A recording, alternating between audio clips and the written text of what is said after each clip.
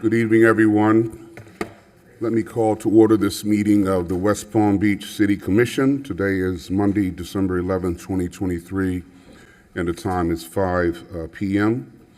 We will start this meeting off as we do all of our meetings with a moment of silence.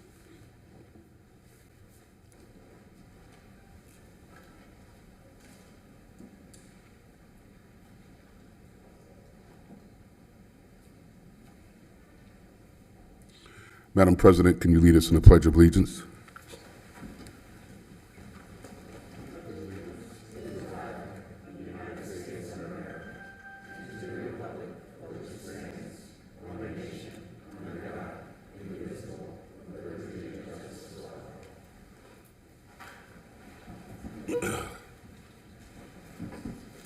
I will go over the rules of civility and decorum which govern our meetings.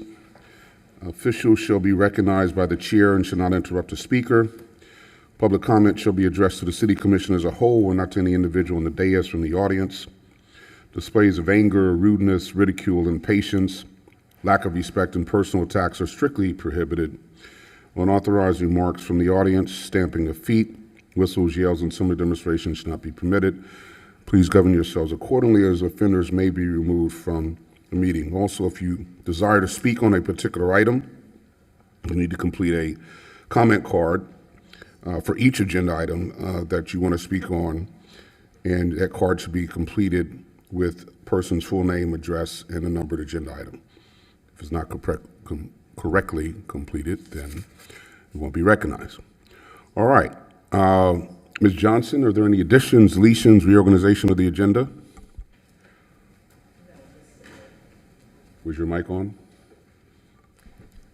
No, my mic was not on, and no, there are no additions or deletions to the agenda. Thank you. Thank you very much, Ms. Johnson. Okay, we do have a receive and file of the Art Life Committee's annual report, which has been delivered. Thank you, Sabile. All right, consent calendar, items 7.1 through 7.15. Any questions, comments on consent? Commissioners, do we have any cards on consent? All right, if there are no comments or questions, I'll entertain a motion. Mayor, I move approval of the consent calendar as presented, items 7.1 through 7.15. Second. It's been moved and seconded. Discussion? Hearing none, all those in favor say aye. Aye. All those opposed, like sign. Hearing opposition, motion carries unanimously. Thank you. Item 8.1, resolution number 312-23, approving the development, publication, and distribution of a children's book about Grassy Waters Preserve, granting licenses associated with the book, and authorizing the execution of an agreement regarding the children's book among Vera de Chalambé, Christian Uri, Grassy Waters Conservancy, Inc., and the City of West Palm Beach. Who is speaking on this item?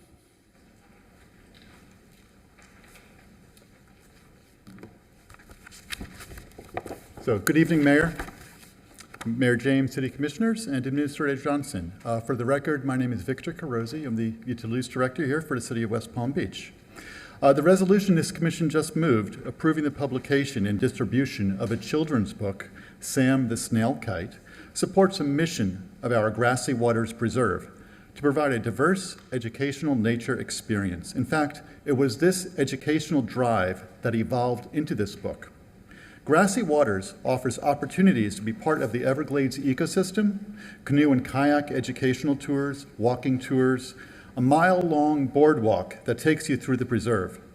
I encourage everyone to look us up on the web. Links can be found under the Things to Do tab on the city's webpage. Come out for an afternoon, sign up for our educational programs, or just stop by, observe. It's a beautiful place. It's just a short drive west along North Lake Boulevard from the Beeline Highway. Sorry, Mayor, but I just had to give a brief plug for our Grassy Waters. As you know, it's a truly remarkable place. So, Sam the Snail Kite. The book origin started with the Grassy Waters educational staff desire to improve the experience walking along the boardwalk. They visioned creating a story from interpretive signs to help educate visitors as they walked along the boardwalk trail. That creative effort grew with the help of a great talent on our staff into the book, Sam the Snail Kite. Mary Kreider, our environmental education supervisor at Grassy Waters, will lead us through a brief presentation of the book. But before turning it over to Mary, first you may be asking, what is a snail kite? I know I asked. So a snail kite is a bird of prey. It's a type of hawk. This bird was among the first animals labeled as endangered by the Fish and Wildlife Service back in 1967. According to the Florida Audubon, the snail kite is a bird in trouble. It remains listed by both the Florida and the federal government as an endangered species, as much of its habitat is lost.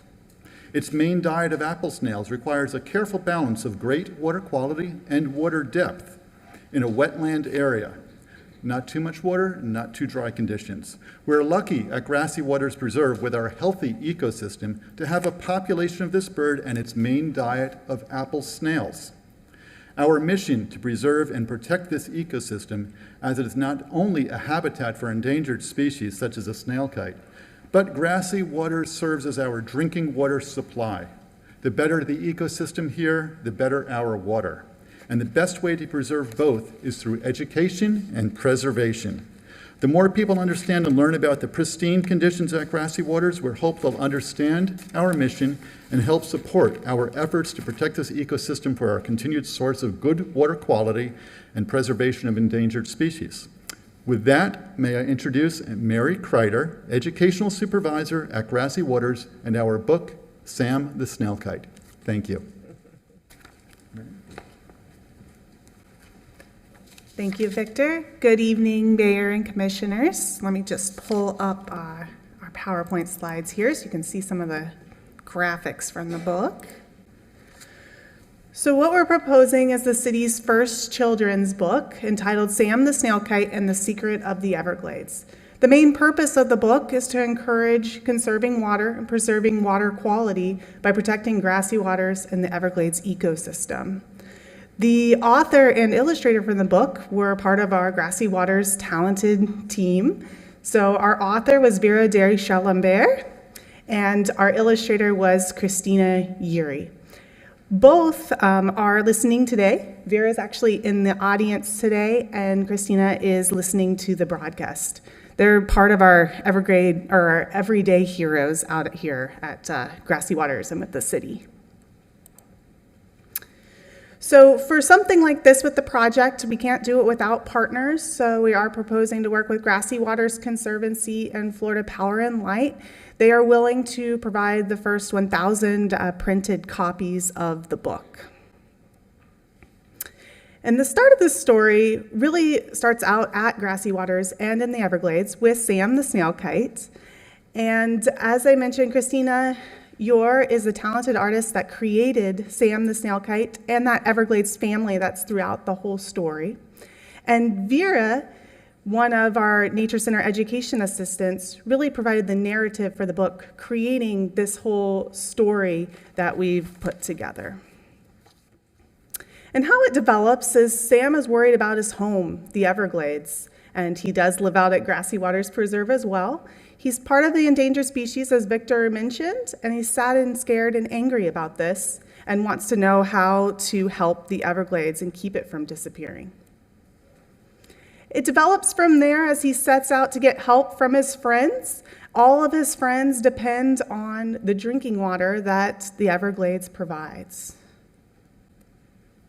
And finally, Billy, Sam's Seminole friend, knows the secret. And the secret to protect the Everglades is protecting the water. And we all have to do this together.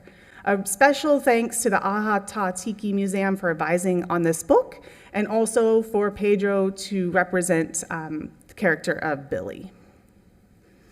And kind of our end goals with this, if this moves forward, is to provide books to families throughout the city. Ways we hope to do that is provide books to the city school libraries.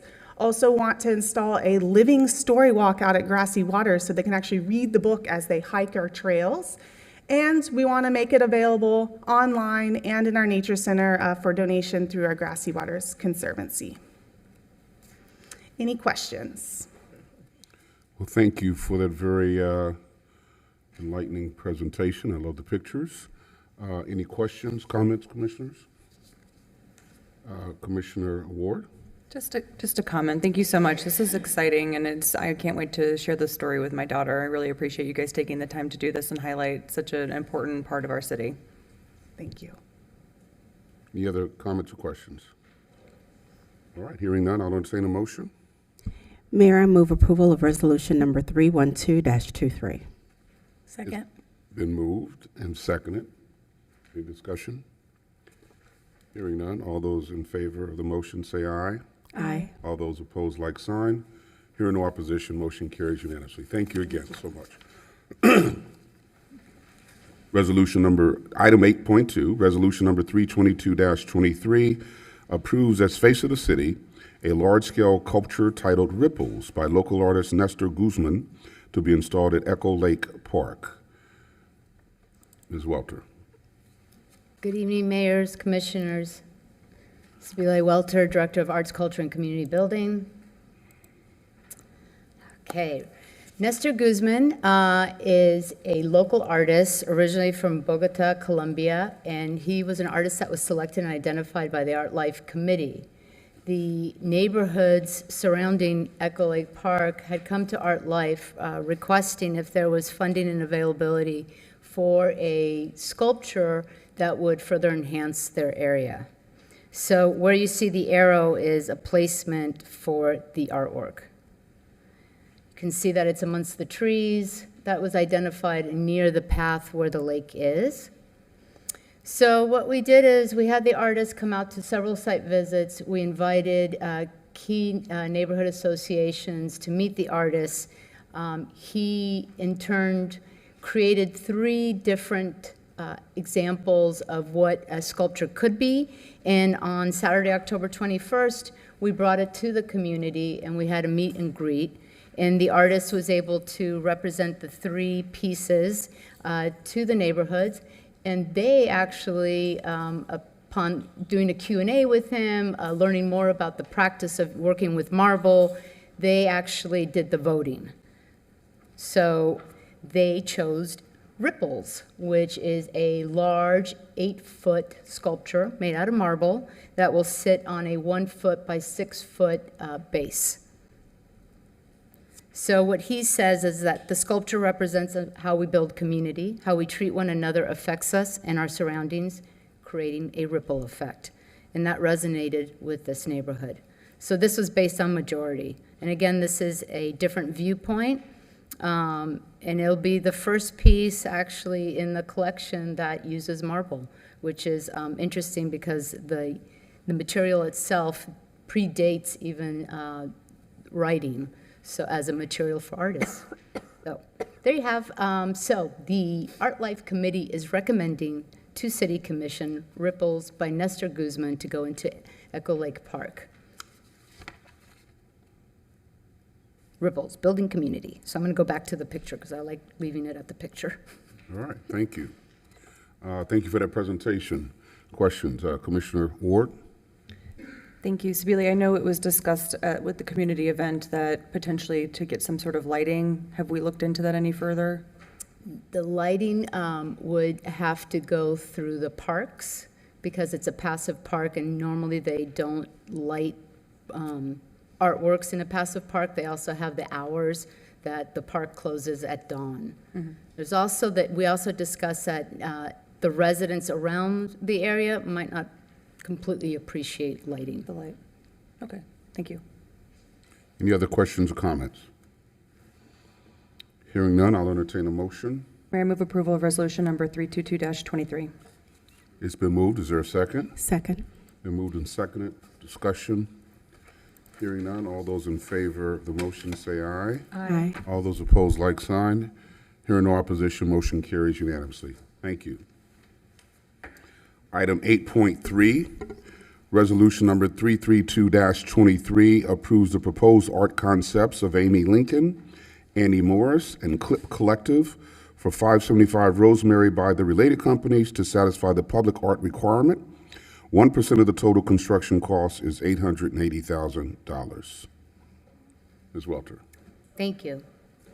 So I'm going to start with an image of the square right now with the public art that they currently have, and the larger circles represent the three pieces I'll be presenting to Commission today.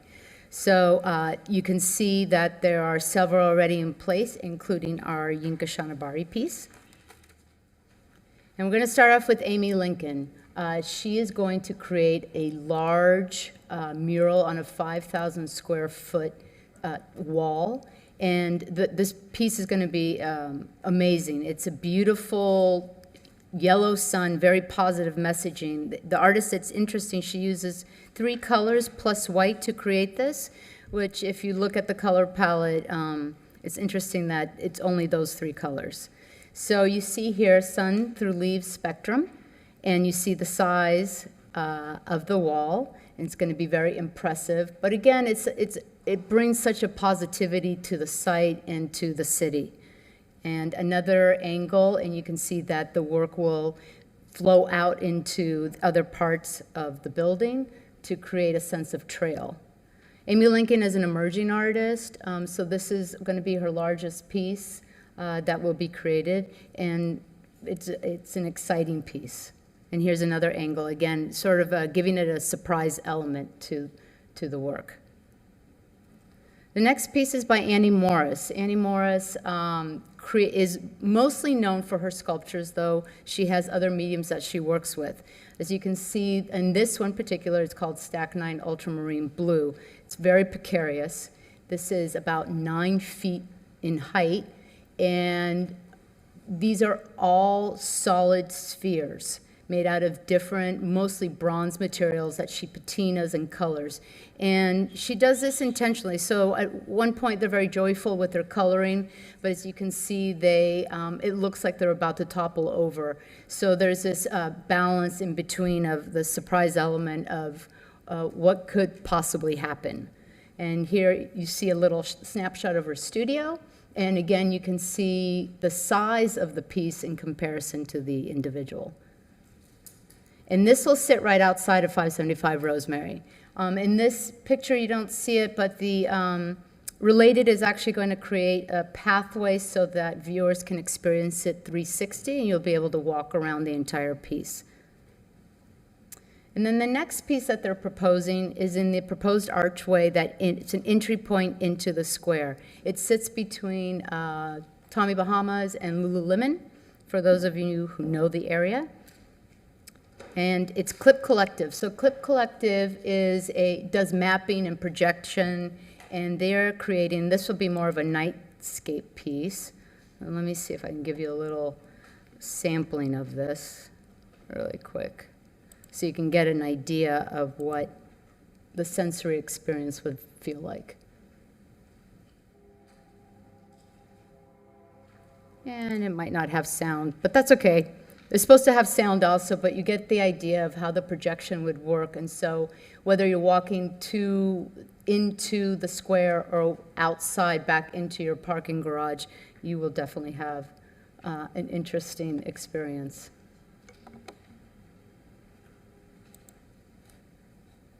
It's long, so I'm not going to take you through the whole thing. So their public art budget was $880,000 for the 3 pieces that they are proposing that the Art Life Committee reviewed. And what they're proposing are Sun Through Leaves by Amy Lincoln, so a large-scale 5,000 square foot mural. Stack number 9, Ultramarine Blue, a sculpture, an edition of 1 of 3. And Clip Collective, an immersive lighting experience. And so the Art Life Committee is recommending to City Commission that it meets the criteria set forth in the Code of Ordinances, and is recommending this to City Commission from related companies. Very good, thank you. Will the Clip Collective, will the actual installation have music as people walk through? Yes, Okay, but low key. all right. Questions, comments, commissioners? Commissioner Fox? Thank you. These are so beautiful and so different. I'm a neighbor to these projects, so I'm very excited. I'm wondering, I know that we've talked about it with some of the other things in the city, that, making sure that people are aware of who the artist is and maybe a little bit of information about what the project is. I know that this is a related project and not the city, but will people be able to identify, I guess, to be able to have the background of the artwork somewhere close to the artwork? Yes, so each one of them will have some sort of mark, like the ones currently at the square. And I know that Related is working on their own internal art map to give even further information. Very good. President Warren? Thank you, Mayor. I know that we typically look for artists that have a tremendous amount of experience in this space, so I do appreciate giving an opportunity to an emerging artist for this. And I also appreciate that all three of these installations are very different and unique to the specific space in which they will be occupying. So I think this was a good project. Very good. Any other questions or comments? Hearing none, I'll entertain a motion. Mayor, I move to approve resolution number 332-23. It's been moved. Is there a second? Second. Been moved and seconded. Discussion? Hearing none. All those in favor say aye. Aye. All those opposed, like sign. Hearing no opposition, motion carries unanimously. Thank you. Thank you.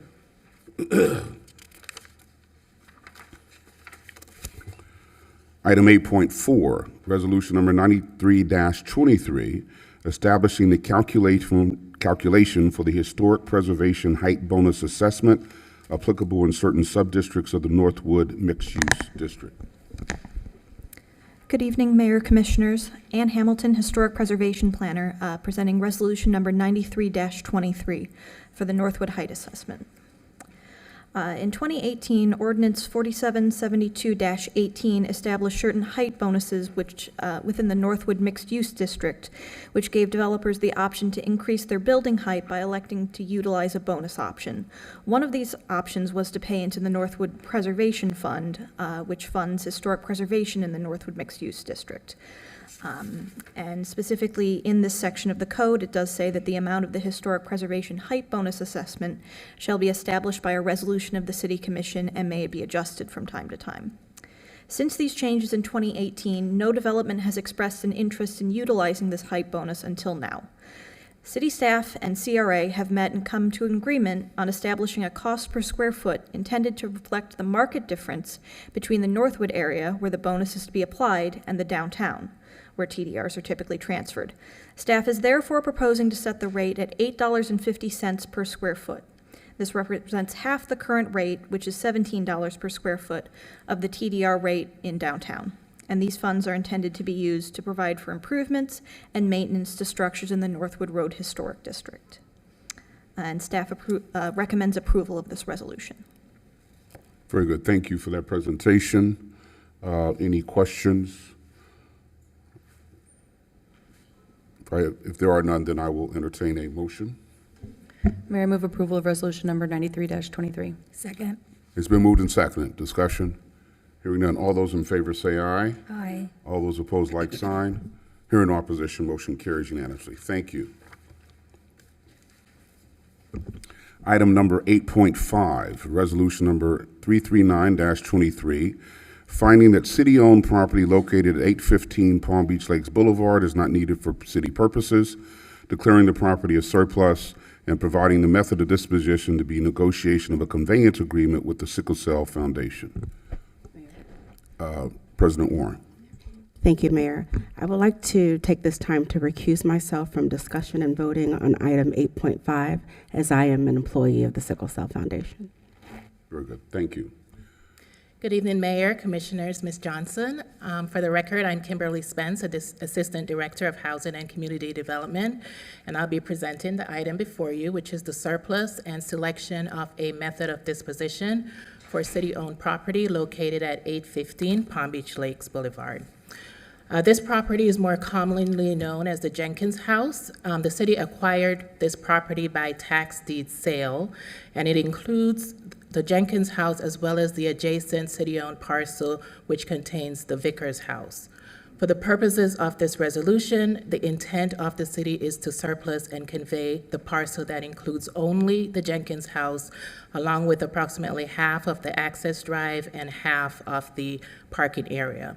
As you can see in the image in the top right from the property appraiser's office, the parcel lines appear to run through the Vickers house, so the Housing and Community Development Department is in the process of securing a survey to identify the property boundaries. And at that point, if we decide to proceed with the conveyance, it may require some replatting. To give you some background, since 2019, the property has been occupied by the Sickle Cell Foundation of Palm Beach County. This is since they relocated from their former site on North Australian Avenue.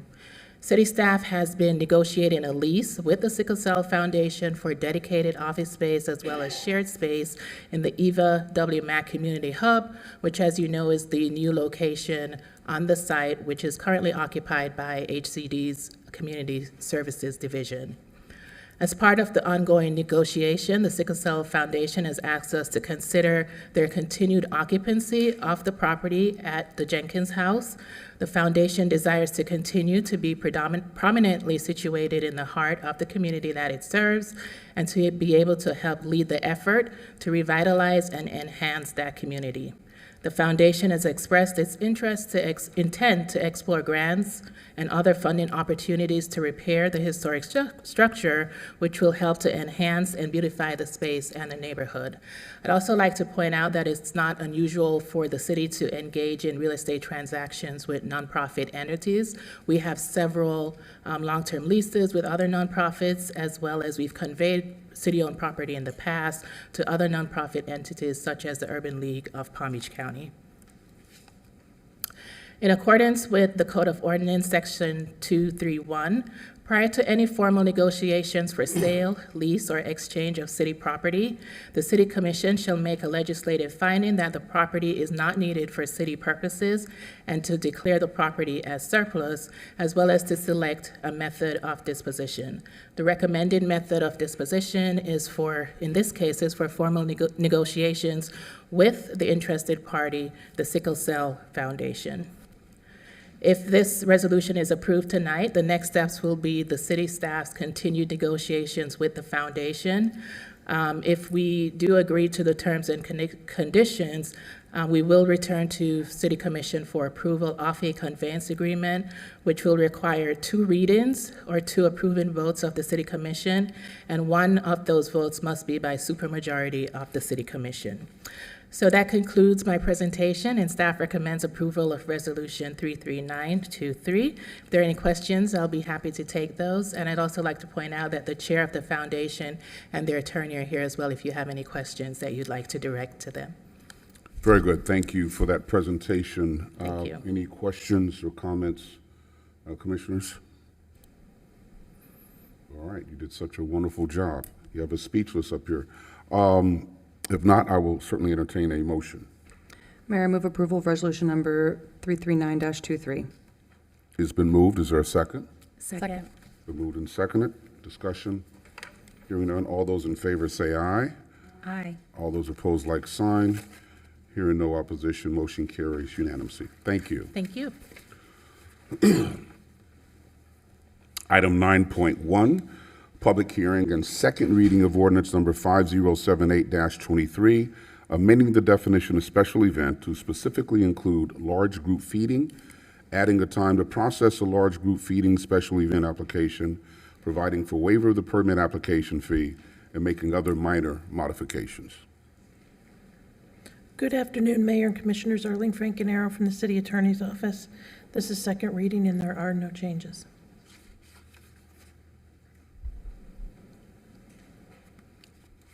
Okay, this is a second reading. Any questions or comments? All right, we do have 2 cards. Sandy Makovic and Lauren Griffith. Start making your way toward the podium, please.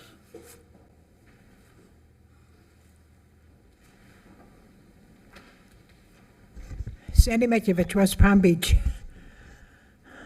Something funny, Commissioner? I want you to think about what you're doing with this vote. I want you to think of the people you're hurting with this vote. Their clothes are dirty, they don't smell too good, they don't have a roof over their head. They wander the streets all night and sleep in the parks all day, because at nighttime they're attacked and brutalized. Okay? James started this war with the homeless because he promised the wealthy he'd get them out of sight. James cannot accomplish this without city commissioners' vote. I want you to think about that. And when it comes time for vote, please, into the microphone, I want to hear who approved it and who seconded it. I don't want to go through what I went through with the last vote and not know who said what, because you were. And when you talk into the microphone, please. But consider what you're doing. James, you can't hurt these people and eventually say you're sorry, because you'll never know the damage you've done until it happens to you. Do you really think you can't lose your job? Do you really think you can't lose your law license? And when you do, you're going to lose your wife, you're going to lose your friends, they're all going to walk away from you. You're going to do time in jail maybe, maybe 5 years.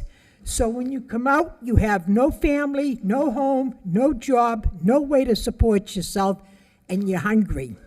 Let me give you a heads up. Get down to 100 Clematis Street. FNB will be there on Saturday night feeding the homeless. You can get in line, okay? They'll feed you. They'll feed you. Think about what you're doing. You've all got enough to eat. You've all got a roof over your head. These people do not. The organizations that help them, some of them are wonderful. They are closed on the weekends. Nobody feeds the homeless on the weekends. So what are they supposed to do? Go hungry from Friday until Monday? Is that the plan?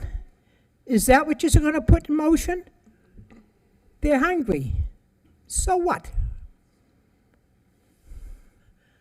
With the exception of Keith James, I hope you never know a hungry day in your life. Thank you very much. Lauren Griffith. Hi, thank you for your time today. As a citizen of West Palm Beach and an active participant in the nonprofit community, with work being done alongside organizations like Hope for the Homeless, Food Not Bombs, Youth Concept Gallery, and Quantum House, I am disappointed but not surprised at the utter disregard for mutual humanitarian aid for the groups that don't directly serve the pockets, tax cuts, and the heartstrings of the upper class of this city. While this ordinance is marketed to the public as a special events permit to keep residents and the public accountable for their upkeep and cleanliness of the city, it is a direct and quite frankly fatal hit to food sharing and nonprofit groups like Hope for the Homeless and Food Not Bombs. Contrary to the popular belief among this council, as well as the West Palm Beach Police Department, homelessness exists with or without mutual aid. Nonprofit groups do not create this problem. Citywide negligence does and continues to do so. In stark contrast to neighboring cities such as Delray Beach, which provides an entire homeless outreach unit that provides back humanitarian essentials like food, clothing, haircuts, and shower buses, and welcomes citizens to help participate and donate to these services when necessary, West Palm Beach does the bare minimum when it comes to serving the underserved demographic of the people that live here. The people of this area need to be met with compassion and resources more than the max limit of 2 times per year in which this ordinance allows. If the city's only answer to its own negligence is using our tax dollars for more camera surveillance to watch desperate people resort to theft of the same basic needs that nonprofits have been providing for free for years, why are these nonprofits being painted as the criminal next and not you? And why don't you, as proclaimed servants of our community, not have a better answer or at least a better attitude to work with the groups that are actually here to serve? Members of Food Not Bombs are currently being threatened with over $1,000 collectively in fines for having not more than 20 people present at an event with more than 20 pieces of plasticware present in anticipation for more people to come to their events. Another collective, Hope for the Homeless, has also been targeted for sharing clothes, pizza, haircuts, and conversation with the homeless at Games Park, with 6 officers ending the last event that was ever served here, restricting us from sharing any more resources unless it was with the trash cans, and even then threatened us with citation write-ups and jail time. I can understand how this ordinance is great for baby showers and birthday parties, but to specifically amend this ordinance to condemn these groups and act as if poverty doesn't exist is the biggest detriment. Thank you. Thank you very much. It's the last card. Any other questions, comments? President Warren? Thank you, Mayor. I do believe that our HCD department has done a tremendous amount of work in this area, but I do have a couple of questions. Are we aware of whether or not there are feeding opportunities that exist in the city on the weekends? Is anyone from HCD here to address that question, or legal? She's coming up. Mayor, I specifically don't have information on the number of feeding opportunities, but Kimberly Spence is at the speaker, and perhaps she has some. Do you want to address that? Thank you. I just want to say that I'm not exactly sure if there are any feeding opportunities on the weekends. I know that we provide resources in the county as well throughout the week, but I'm not sure about weekend activities. Follow up? Yes, no, follow up? Yes. That does pose a challenge, I believe. I would like to know if we're aware of any incidences that occur with any safety or where safety has been impacted as a result of the changes that we've made in the ordinance that we've put in place. Can anyone answer that question? Mayor, I personally cannot. I have not had any reports from anyone to my department with regard to safety issues, one way or the other. HCD hasn't had any reports either, and we can look into feed-in on the weekends and provide that information to you. Mr. Fonda, do you want to address that? Yes, Mayor, Commissioners, Armando Fonis, and City Administrator. There are several churches that do provide feedings on the weekends. St. Anne's is one of them. There's also a couple of churches on the north end that provide feeding as well. Now that they have to go there to the location, it's not brought to them. And I also want to point out that this particular ordinance doesn't ban feeding outright. It requires a permit when it's a certain size feeding, so. Thank you, Mr. Fonda. Let me just state for the record, because it seems to be implied the city does not do anything for the homeless. Let me give you some data. So from October 1st, 2022 through September 30th, 2023, the homeless assistance response team that the city has, and by the way, we have 10 full-time employees that we are paying to interact with the homeless. We assisted 246 chronically homeless individuals with housing or shelter. 86 chronically homeless individuals were reconnected to a loved one or a family member through the city's Homeward Bound program. 66 homeless individuals received referrals and access to mental health and substance use services. Through our collaborative efforts with the Healthcare District in St. Anne Place, an additional 251 unique individuals were referred for mental health and substance use services. 1,485 engagements occurred through the city parks, neighborhoods, and targeted locations. 165 informational engagements were conducted with local businesses and community groups providing education and resources. 232 requests for assistance were submitted and addressed through the city's online homeless activity reporter, which is an app where if somebody sees a homeless person, they can report that individual on the app, and that is used to try to provide assistance to the homeless individual. Despite these efforts, 119 individuals refuse city services. So as a city, we are making efforts not just to feed someone for a day or two, but to connect them with more permanent assistance, whether it's substance abuse, mental health, shelter, et cetera.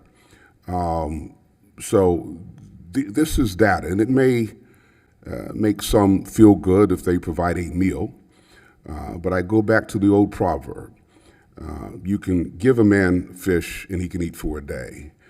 You could teach a man to fish and he can eat for a lifetime.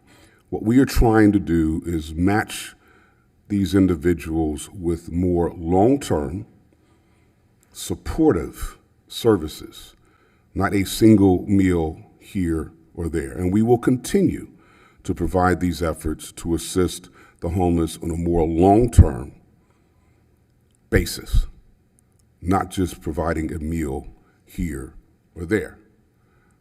So while we can't wave a magic wand and eliminate the homeless problem, it is not a West Palm Beach problem. It's not a Palm Beach County. Indeed, it's a national problem. And I wish there was a magic wand that we could wave and provide every homeless person with the roof over their head. Unfortunately, we don't have the resources and we can't. So we're doing the best that we can. But it's also important to understand that our waterfront, our parks, are also to be used by those people who want to enjoy the amenities of the city. And so there's got to be a balance. And if the abundance of unhoused are making those parks and waterways unattractive to those who may want to walk their baby strollers there, who may want to walk or jog, that's not the proper balance. And so we as a city are trying our best to provide a balance where we're empathetic to the homeless, but we're also working hard to make sure that the quality of life that we so cherish in the city, particularly with our parks and our waterways, continues to be made available. I am proud of the efforts and work that we are doing each and every day, not just on weekends, to provide more permanent services to the homeless, and we will continue to do so. And so that's all I have on that. President Warren. Mayor, I agree that our city has done and does a tremendous amount in order to address this very complex issue. And Mayor, I would like to make a motion. Absolutely. Thank you. I move that we approve ordinance number 5078-23 on second reading. It's been moved. Is there a second? Second. Been moved and seconded. Discussion? Hearing none. Madam Clerk, can you read the ordinance, please? Ordinance number 5078-23, an ordinance of the City Commission of the City of West Palm Beach, Florida, amending the Code of Ordinances of the City of West Palm Beach, Florida, at Chapter 78, Streets, Sidewalks, and Public Places, Article 6, Special Events, Division 1, generally, Section 78-151, definitions, Section 78-153, application for a special event permit, Section 78-155, reservation of dates, application fee and deposit, at Article 16, public places, Section 78-468, public expression activities, providing for codification, providing for severability, providing for conflicts, and providing for an effective date. All those in favor of the motion say aye. Aye. All those opposed, like sign. Hearing no opposition, motion carries unanimously. Thank you. All right, we now move to the quasi-judicial portion of our meeting. And commissioners, I'll need you to make your disclosures. I will do so as well in the event I have to vote on a tie. Commissioner Ward, are you ready? Yes. Just making sure. As to items 10.1 through 10.5, I have not had any ex parte communications, have not received written communications, have not conducted an investigation, have not made a site visit, have not received expert opinions. I request that these disclosures and all written communications be made part of the record. Thank you very much. Commissioner Lambert. Thank you. As to items 10.1 through 10.5, I have not had ex parte communications. I have not received written communications. I have not conducted an investigation. I have not made a site visit, nor have I received expert opinions. I request that these disclosures and all written communications be made part of the record.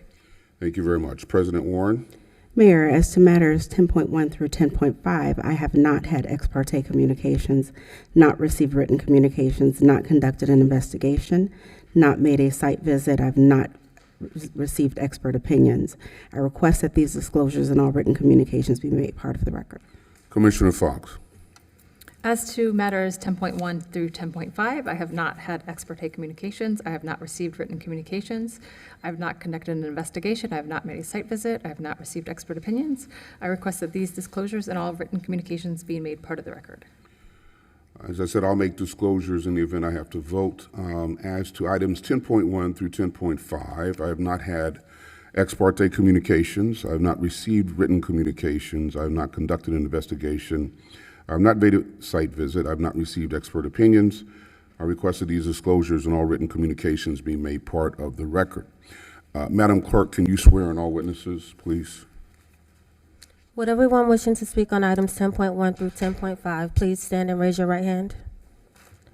Do you swear that the testimony you are about to give is the truth, the whole truth, and nothing but the truth? Thank you. Item 10.1, public hearing and second reading of ordinance number 5023-22, designating the Florida Public Utilities Company, FPUC, building on the West Palm Beach Register of Historic Places. Good evening, Mayor, Commissioners. Ann Hamilton, Historic Preservation Planner, presenting this item. This is a second reading of this ordinance. However, because it's been nearly a year since you last heard, I thought I'd give a quick refresher on the building that you'll be voting to designate. This building is located at 401 South Dixie. It's known as the Florida Public Utilities Company building. You may know it as Johann's Joe. That's the main tenant in the building. And the request is for designation as a historic structure. Here are some original plans of the building. It was built in 1965 by architect Marion Sims Wyeth, and a historic photo. It does meet all of the applicable codes, and the Historic Preservation Board recommended approval at the October 25th, 2022 meeting with the following findings of fact, which you can see here. And staff is recommending approval of ordinance 5023-22 on second reading. Thank you. Thank you very much. Any questions or comments? All right. We do have a card from Kent Wilmering, who says he does not wish to speak, but he is supportive of this item. All right, if there are no questions or comments, I'll entertain a motion. Mayor, I move to approve ordinance number 5023-22 on second reading. Second. It's been moved and seconded. Discussion. Hearing none. Madam Clerk, can you read the ordinance, please? Ordinance number 5023-22, an ordinance of the City Commission of the City of West Palm Beach, Florida, designating 401 South Dixie Highway as a historic site on the West Palm Beach Register of Historic Places, as further legally described herein, providing a severability clause, providing a conflicts clause, providing an effective date, and for other purposes. Thank you very much. All those in favor of the motion say aye. Aye. All those opposed, like sign. Hearing no opposition, motion carries unanimously. Thank you.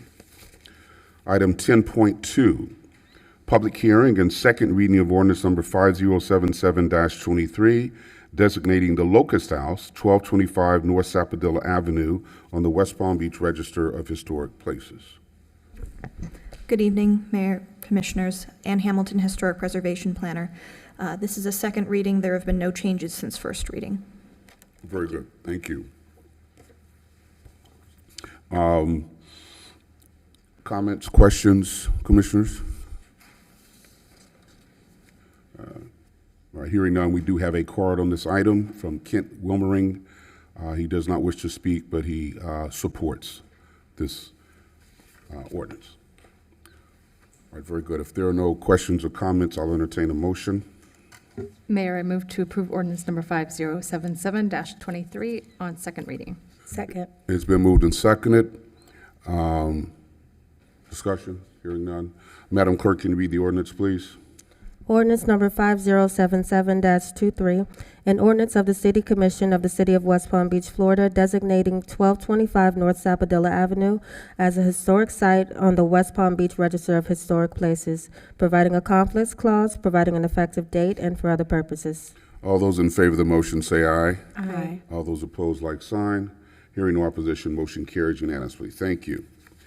Item 10.3, public hearing of resolution number 314-23 regarding a request by Michelle Quintana of Urban Design Studio on behalf of City Place Retail LLC for the approval of a major plan development amendment to the City Place Commercial Plan Development, CPD, to amend the Rosemary Square City Place CPD Master Sign Plan to update definitions and to clarify provisions regarding tenant sign criteria and locations.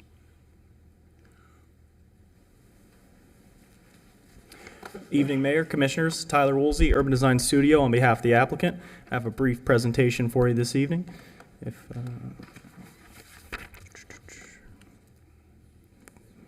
I can figure out which one it's saved as. Can someone help him, please? Oh, no.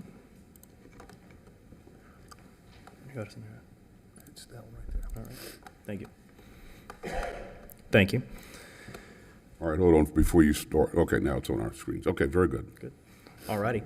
Thank you very much. As introduced, here to briefly present the City Place Master Sign Plan amendments.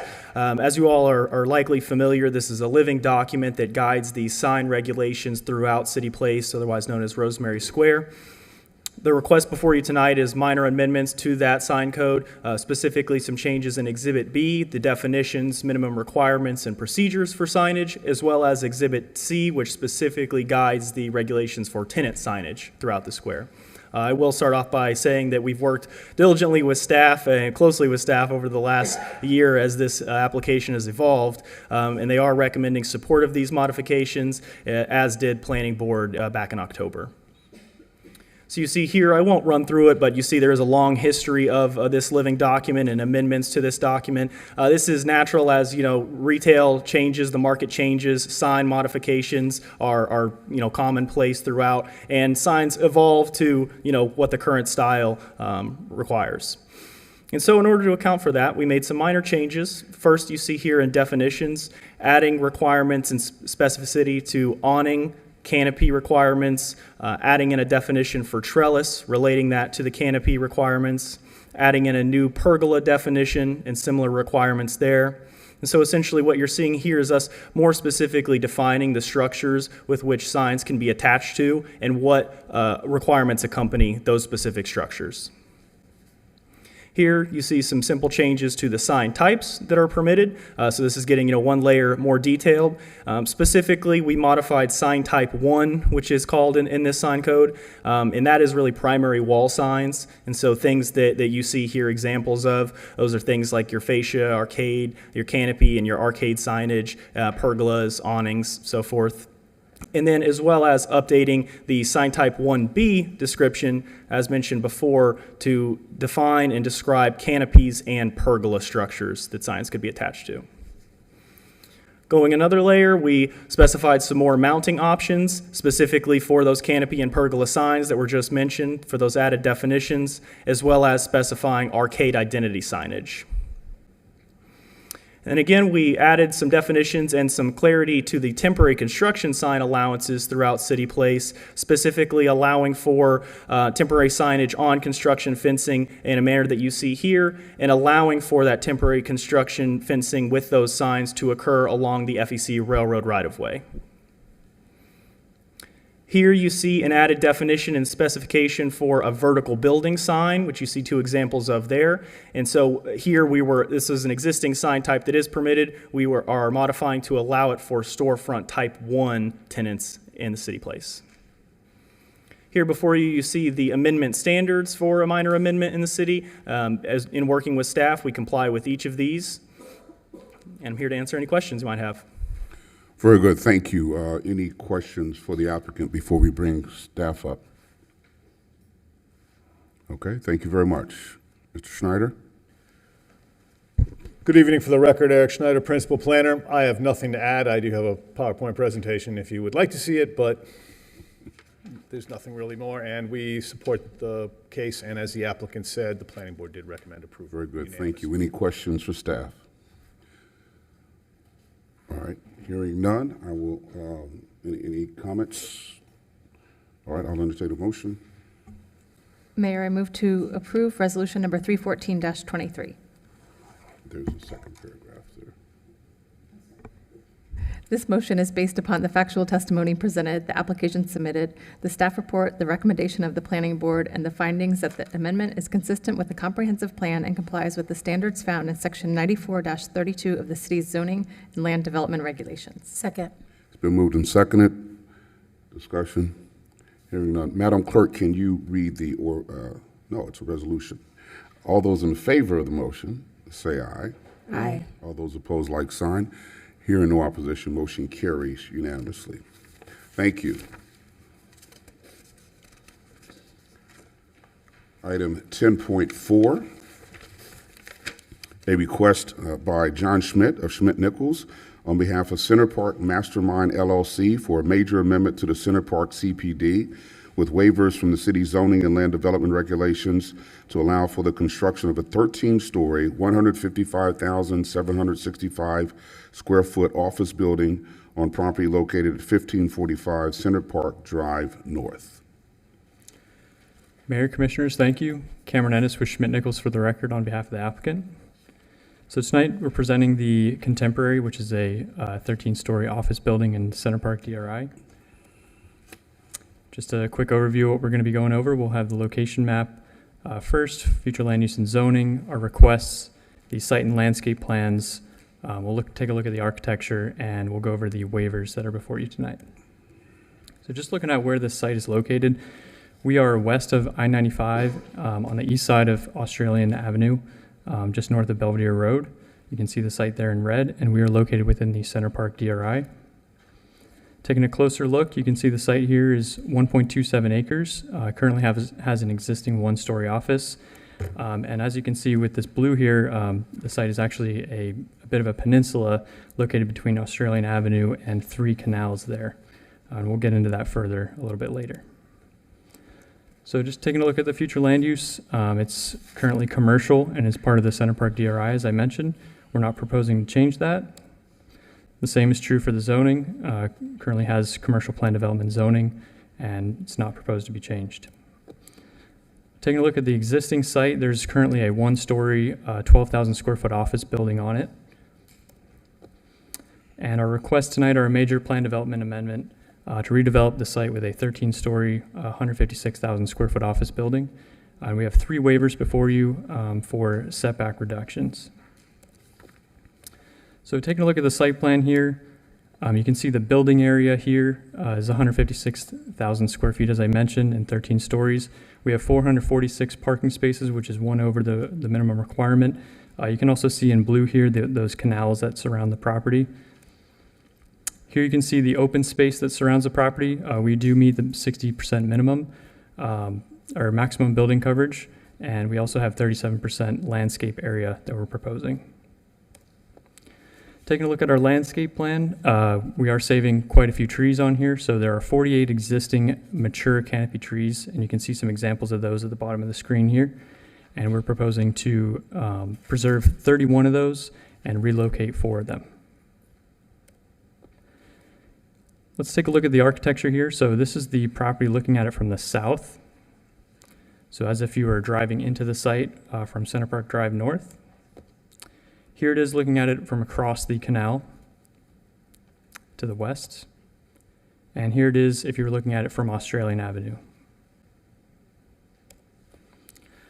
So just a refresher before I get into the waivers, just a refresher on the Center Park DRI. So the Center Park DRI was originally approved in 1985, and it was approved with vested concurrency for various uses. So I'll go through those right now.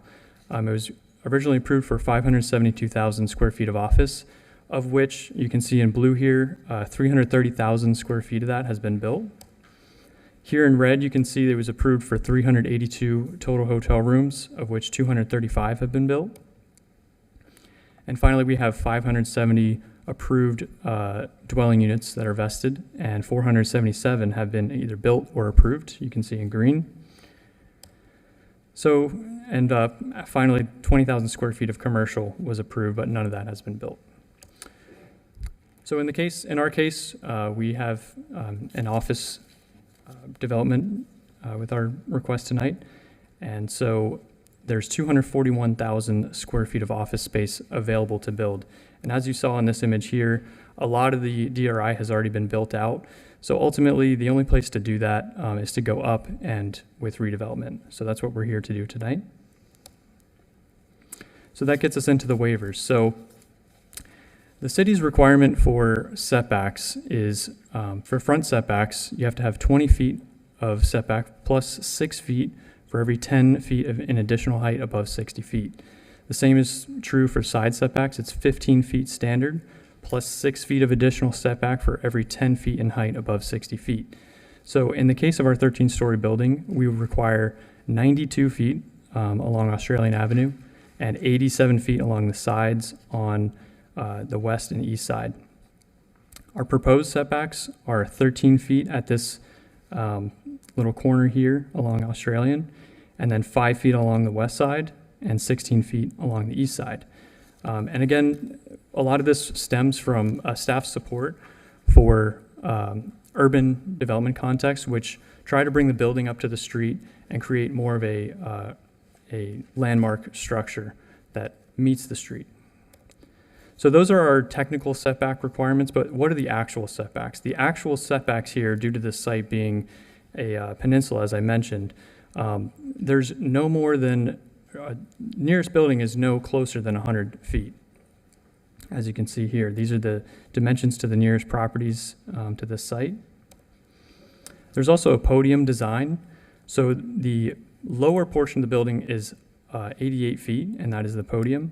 And here you can see the 175-foot portion that goes up to 175 feet is set back further from the street, and that is the tower portion. And you can get a view of that here with this little L shape on the left side.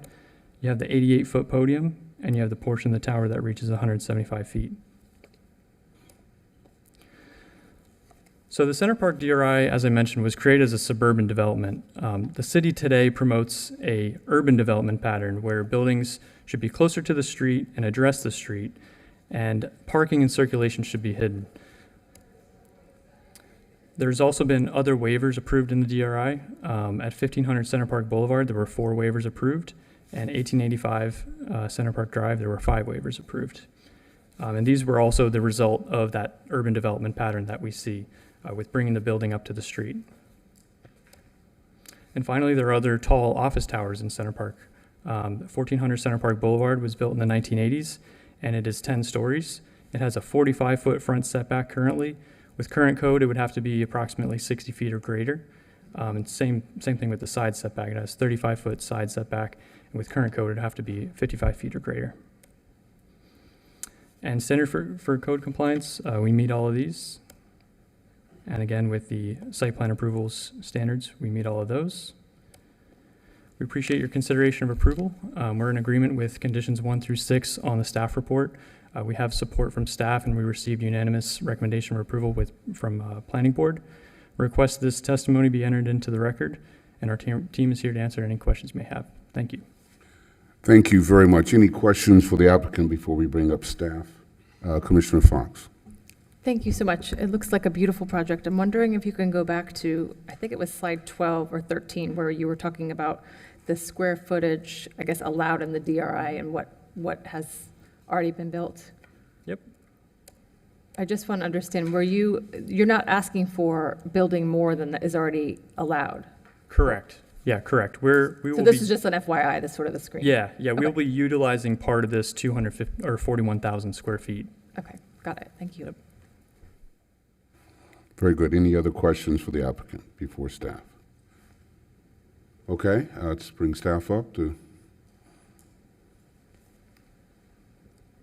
Good evening, Mayor and Commissioners. For the record, Kevin DeFrank, Senior Planner with the Development Services Department, and I will be presenting staff's findings and recommendations for the subject agenda item, which involves resolution number 315-23, and that is to approve the plan development major amendment and waivers requests as the applicant has presented before you. And I must point out, as identified in the staff report, that staff does not object to the waiver requests. And staff finds that the request complies with the amendment standards and the site design qualitative development standards found in the city's zoning and land development regulations. And on the 17th of October, the planning board voted for a recommendation of approval with conditions of the subject request. And therefore, staff is recommending an approval of resolution number 315-23. That concludes my presentation, and I'm available for questions. Thank you very much. Any questions for staff? All right. I will entertain a motion. Mayor, I move to approve resolution number 315-23 based upon the application submitted, the staff report, factual testimony, the recommendation of the planning board, the findings that the request complies with the comprehensive plan and the standards in section 94-32A and 94-35C of the city's zoning and land development regulations. Second. It's been moved and seconded. Discussion. Hearing none, all those in favor of the motion say aye. Aye. All those opposed, like sign. Hearing no opposition, motion carries unanimously. Thank you. Item 10.5, resolution number 325-23, a request by Nara Darish of Schmidt Nichols on behalf of Scuba Club LLC for a replat of the subject property consisting of approximately 1.73 acres located at 4714 North Flagler Drive. Mayor, Commissioners, thank you. Cameron Ennis with Schmidt Nichols on behalf of the applicant for the record. I'm here in Norris Place today. So today we have a minor replat in front of you for the Alba. And I'll just get right into it. So the location of the property is between 46th and 47th Street on the east side of North Flagler Drive. It's 1.73 acres, and it has 1.43 acres of upland and 0.51 acres of submerged. The property is currently split on property appraisers. It's two parcels currently, and that is the subject of our request tonight, is to combine these in a minor replat. So the site's currently vacant. On the east side is the intercoastal. The west, they're single and multifamily. And then north, they're single family, and to the south, there are multifamily. And you can see in these images what the site looks like. So a bit of history. There's a current approval on this for a 21-story, 55 multifamily unit project. It has a 5-story parking garage, 16 floors of residential, and a total of 175,000 square feet. We also have staff recommendation of approval of a 222-foot residential dock that was part of a separate application that's running concurrent. So tonight's request, we're looking at a minor replat of the property. You can see the plat here. This replat brings the property into a single lot instead of two, as it is currently, and it was a condition of approval of that previous 21-story residential approval that I mentioned. They have to get this prior to building permits, so that's why we're here tonight. It meets all the standards in 94-342 A through K.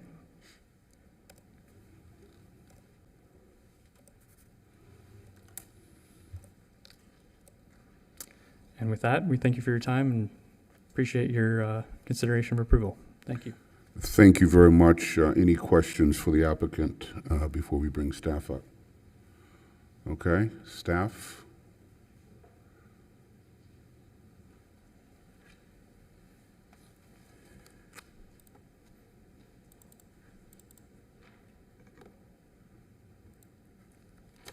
All right, good evening, everyone. Mayor, Commissioners, Jermaine Swaby, Planning and Zoning Senior Planner. I'll be presenting, doing the follow-up presentation for Resolution 325-23, which is a request for approval of a minor subdivision replat of property located at 4714 North Flagler. As stated, the site is located on the east side of North Flagler, generally north of 46th Street and south of 47th Street, as you can see in the aerial. And the subject property, which is currently vacant, as they stated, is 1.73 acres. So they're looking to, for the purpose of replatting the parcels identified on the survey shown to create a new plat which establishes one new parcel totaling 1.73 acres. The proposed plat complies with the subdivision review requirements of Section 94-44 of the city's zoning and land development regulations and the subdivision general design standards of Section 94-342 of the city's zoning and land development regulations. Therefore, staff recommends approval of Resolution 325-23. Thank you. Thank you very much. Any questions for staff? All right. No other questions, comments? I'll entertain a motion. Mayor, I move to approve resolution number 325-23, creating the plat entitled Alba Residences. This motion is based upon the application submitted, staff report, factual testimony, and the finding that the request complies with the comprehensive plan and the standards in section 94-342 of the city zoning and land development regulations. Second. It's been moved and seconded. Discussion.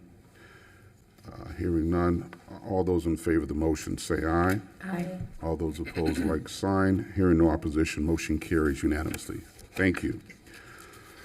We now enter into an appeals portion of our meeting. Item 11.1, appeal of the Historic Preservation Board's decision in case number 22-37A, denying the request to replace the original wood siding at the historically contributing structure located at 221 Greenwood Drive. Madam City Attorney, do you kind of want to give us an idea of how this is going to proceed, please? Yes, Mayor and Commissioners. This is an appeal from the Historic Preservation Board's decision by the property owner. They will go first and present their case, followed by the case of the Historic Preservation Planner. And what you will do is you will sit as if you are the Historic Board. I've passed out to you the standards that you will apply in deciding whether or not the proposed request should be granted or denied. And the code section is 94-49C3, and you have those standards in front of you, so you will listen like you do most of your other quasi-judicial proceedings. And if the standards are met, then you will grant. If they are not, you will deny. Very good. Mayor, I have a question about the process. Yes. Madam City Attorney, I didn't see it here in the backup information, but I feel like I saw it, we discussed it somewhere else. Is it called de novo, the proceedings, and can you please describe that? Yes, and that's what I just described without saying the word de novo. De novo means in legal terms a review anew. So you're going to sit, as a Historic Preservation Board did, and hear the case new. You'll hear from the applicant and then from the city. Thank you. Any other questions before we proceed? Okay, thank you. Do we need to be sworn in as well? Yes, absolutely. So, Madam Clerk, can you swear in all witnesses to the appeal, please? Would everyone wishing to speak on item 11.1 please stand and raise your right hand? Do you swear that the testimony you are about to give is the truth, the whole truth, and nothing but the truth? Thank you. Good evening. My name is Polly Daughtry. I'm an architect. I'm here on behalf of Mr. and Mrs. Hughes. They live at 221 Greenwood Drive, and these pictures are of the front and the side. And so this project is in Prospect Park. So you can see on the image there's a lot of different types of historical styles there. There's Mediterranean Revival, there's Colonial Revival. So it's a nice mix of historic structures. This house is considered frame vernacular. It was built in 1939. The closest comparison we found in the National Registry for the neighborhood was the picture on the left. So it's very similar in style. It was called the Alfred and Lucy Jackson House. So these are typically wood siding. These typically have, they're shown as you see it. So these are existing, these are pre-construction. They were having the pool installed at the time, but you can see in the top row the primary residence, and then the bottom row is the guest house. So basically when we first came to the Historic Board, we had asked for some modifications to the residence. The biggest modification was in the bottom left-hand corner. You can see that balcony. We are taking that off, and we're building a new balcony and covered porch attached to the main house. It makes a little more sense because it's off the main, the master suite, and it's off the lower level living area. We did, as part of this application, it was stipulated that we would replace and repair rotted siding as we found it. So these are plans of those renovations. So you can see the primary residence on the left, the guest house on the right. So there are modifications to the interior as well, which historic doesn't usually decide on those, but we show them anyways. Second floor modifications, you can see the balcony that's attached to the primary residence was added. Roof plan. And then these are elevations of the structure. So again, you can see that deck attached. And again, the notes in here show replacement due to rot and damage. So what we found as we started construction was there was a lot of damage. And we've done a lot of these projects as architects. We've seen this. You start to open up walls, you start to find damage, and there is a bit of damage. This was a lot more than expected. So literal whole sides of the building have to be replaced. And it's quite a bit of a renovation. And what is being required is that we replace it with wood siding. So these are all images.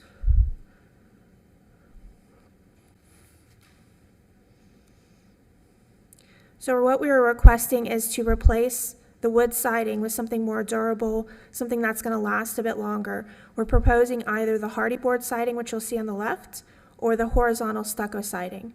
We're trying to maintain that same character of the house, but something that's going to last a bit longer. These are all historic homes, not in West Palm, but throughout the country, that have been replaced with the hardy siding. So one of the issues with wood siding is that you have rot, you have a lot of water damage. With the hardy board siding, which you can see the center one here is the wood look, the center piece. It mimics that natural wood, and it's something that you can't get with a vinyl siding or a metal siding. It has that historic look, it has that historic feel, and it's made with a fiber cement, so it's very durable compared to wood.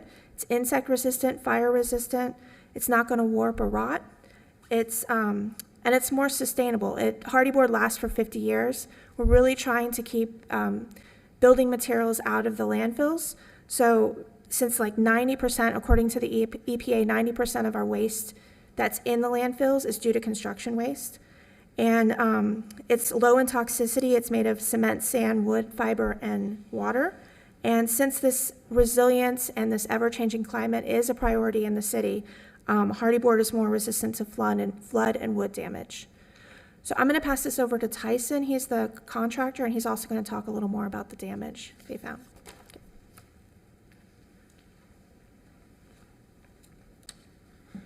Good evening, everyone.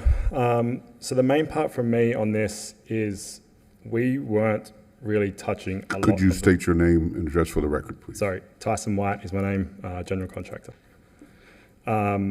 So quite a lot of this building we were not touching. You can see where my arrow is here. We're replacing some windows, two single hung windows for just one. Over here, making a bigger sliding door. This area here is a prime example of an area I'm not touching at all, but this all needs to be replaced. Another part of the difficulty with this particular cedar cider is that it's a 6-inch board, which is fine, but it's a 1/4 inch in thickness on its thickest end. Most cedar siding boards these days come at 11/16 thickness. So we actually have to either profile our own cedar boards or buy an 8-inch cedar board, cut it down to 6 inches to match the profile of the house. So either way, it's quite a lot of waste to kind of use the cedar when we have a very good opportunity at this time. We're replacing vast majority of the house. It's an opportunity for us to go towards a more sustainable product that from the street, the untrained eye is not going to know the difference. And I think I'm going to pass over to Noel, who's the owner of the house. Good evening, Mayor. Good evening, Commissioners. My name is Noelle Hughes, for the record, and I, along with my husband, Jim Hughes, are the owners at 221 Greenwood Drive. And I know I've said it to some of you, but not all of you. We moved down from Connecticut, and where we lived in a historic neighborhood in an 1838 farmhouse. So we are very respectful of historical buildings and historic neighborhoods. And so one of the reasons we chose Polly and Tyson is they have worked with historic houses before. So it was important to us to respect and to maintain the historical integrity of the house we bought. It's one of the things that attracted us to it. So, that is our goal as well. We're just hopeful that we can use a more sustainable and, affordable and a product that will also maintain the integrity for many years to come. So thank you for your time and understanding. All right, thank you. All right, so we're hearing now from, is that the end of their case? All right, so we'll now hear from the historical preservation people.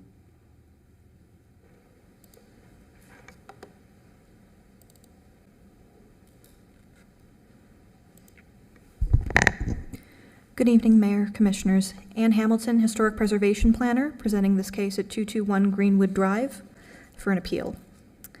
As the applicant stated, this location is in the Prospect Southland Park Historic District and was built in 1939.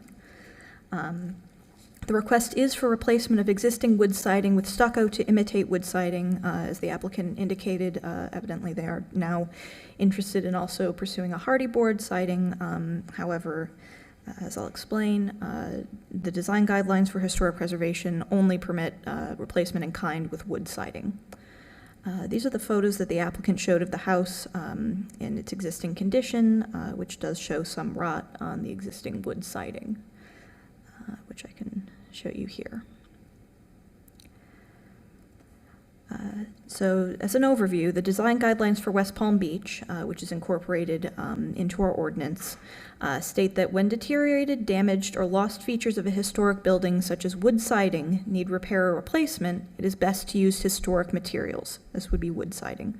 Original materials are an important aspect of the historic character of a structure, and the use of inappropriate substitute materials can cause a radical change in a building's appearance and can even cause extensive physical damage over time. Most importantly, the wholesale use of substitute building materials can raise questions concerning the historic integrity of the building. One of the character-defining features of the structure is its wood siding.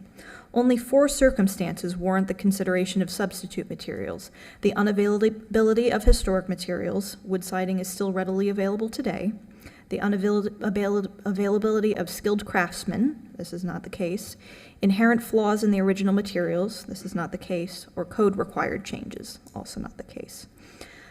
Old-growth wood is no longer available due to widespread overuse in construction and is much more resistant to rot, water damage, and termite growth than new-growth wood. This is what's currently on the house. The West Palm Beach design guidelines state that when old-growth wood is part of a structure, it should be retained if at all possible. This is on page 118. The design guidelines also specify that cracked or rotted clapboards or shingles can be replaced one at a time without having to reside the entire structure. The board size, width of exposure, length, and trim details must be considered when repairing or replacing wood siding. The guidelines further specify, do not reconstruct a facade with new material in order to achieve a uniform or improved appearance, and do not replace or rebuild major portions of exterior walls that could be repaired and that would make the building essentially new construction. This is what the applicant is proposing to do when residing the entire building in stucco or fiber cement. The use of fiber cement siding, one of the brands is Hardy Board, probably the most popular, is not recommended for historic properties. We typically approve it in new construction or for new additions on historic buildings, but it is not an approved replacement material on contributing historic structures. If it is used, we would require a smooth finish, not a wood grade finish, as the applicant has shown here. The exposed face of the siding should match the dimensions of the existing wood or asbestos siding. This is wood siding. And it should never be applied over historic siding because it will hold moisture against the historic materials and cause more rot than original wood siding would. And the applicant also has proposed using stucco to mimic siding. We treat this similarly to fiber cement siding and typically only permit it on new constructions and additions in historic districts. These are standard conditions that we apply to many different historic projects that we see. So we believe that, as you have provided for you, we believe that this does not meet the Secretary of the Interior standards 6 or 9. Particularly regarding the replacement of deteriorated historic features and new alterations to properties, and are therefore recommending denial. We are supportive of the applicant certainly removing the existing siding, retaining any siding that is damaged or rotted, or not retaining any siding that is damaged, retaining any that is not rotted beyond repair, and allowing them to replace with wood siding an equivalent width and profile to match the original and visual appearance. Thank you. Any questions? Is that the conclusion of your case? Yes, and we did receive several public comments that have been provided to you at your desk that are in support of the applicant. Okay. Now we'll get to questions from the commissioners, Commissioner Ward and Commissioner Lambert and Commissioner Fox. Thank you so much. This may be a question for our city attorney. And I was reviewing the code section 94-49, and I didn't notice you referencing that. So which standards are we supposed to be reviewing? Because you referenced a lot of points, and I'm... So what the standards that you apply are the standards that are in front of you. Those are called the Secretary of Interior standards.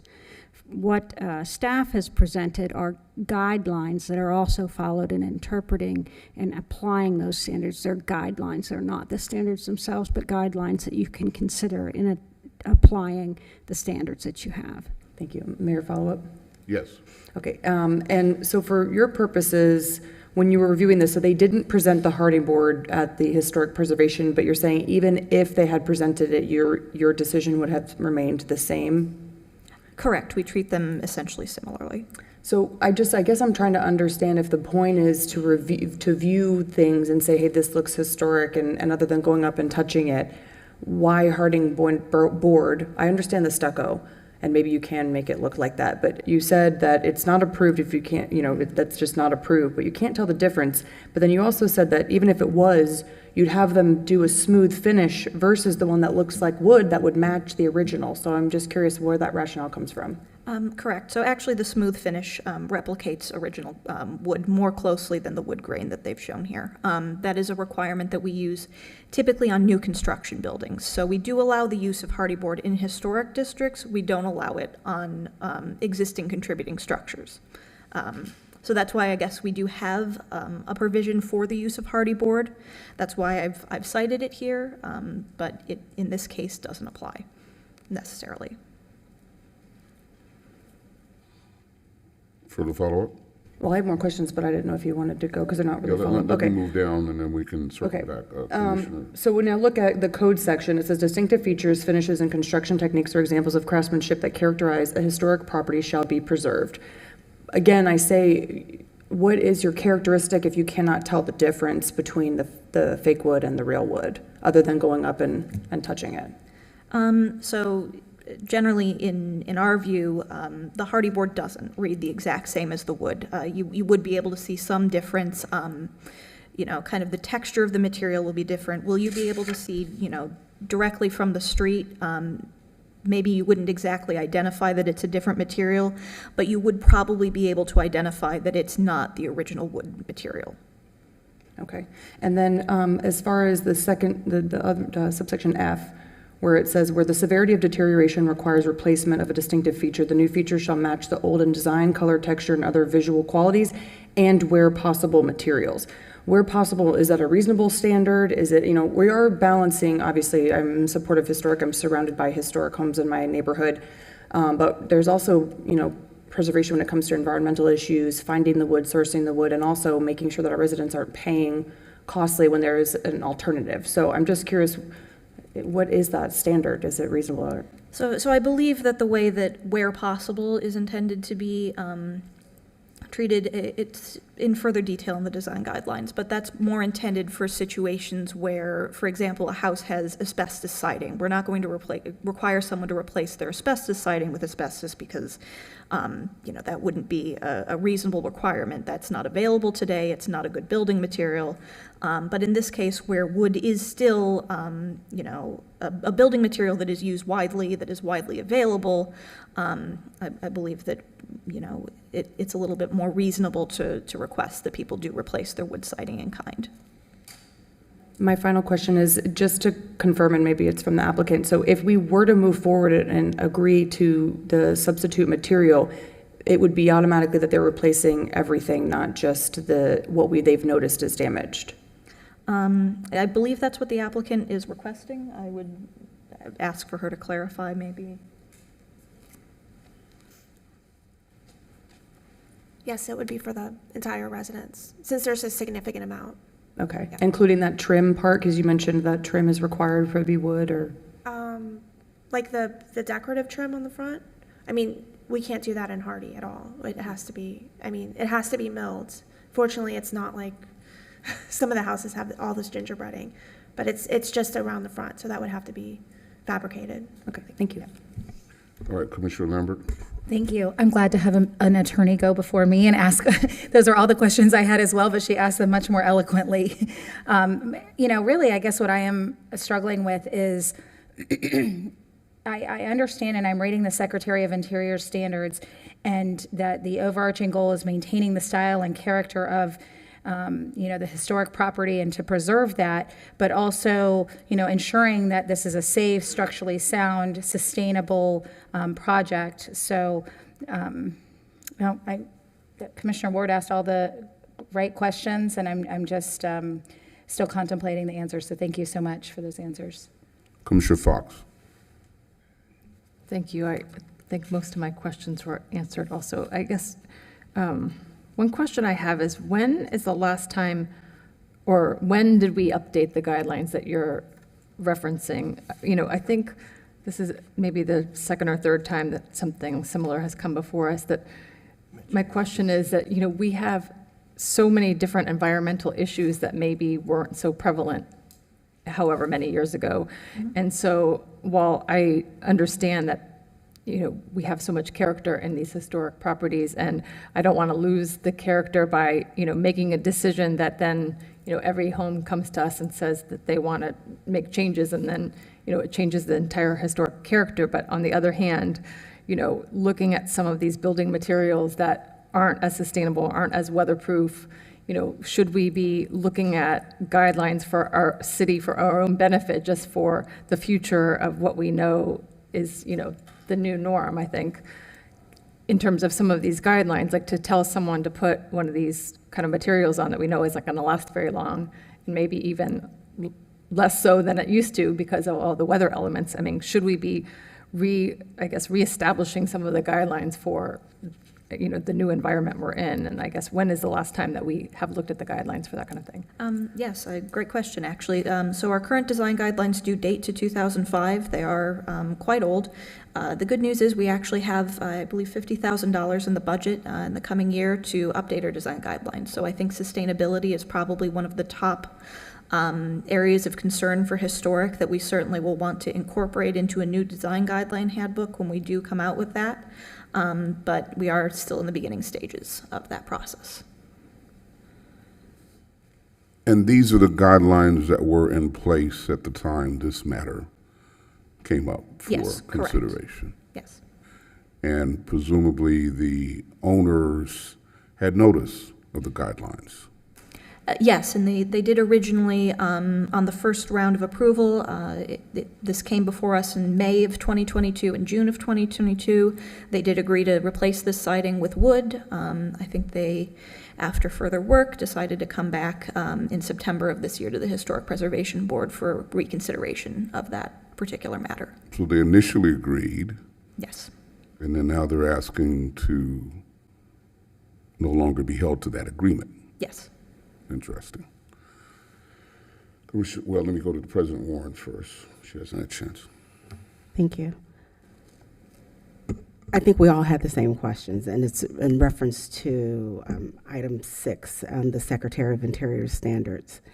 And where I'm struggling is where I'm looking at where they've met so many of these points here, where it will be the same in design as the original, correct?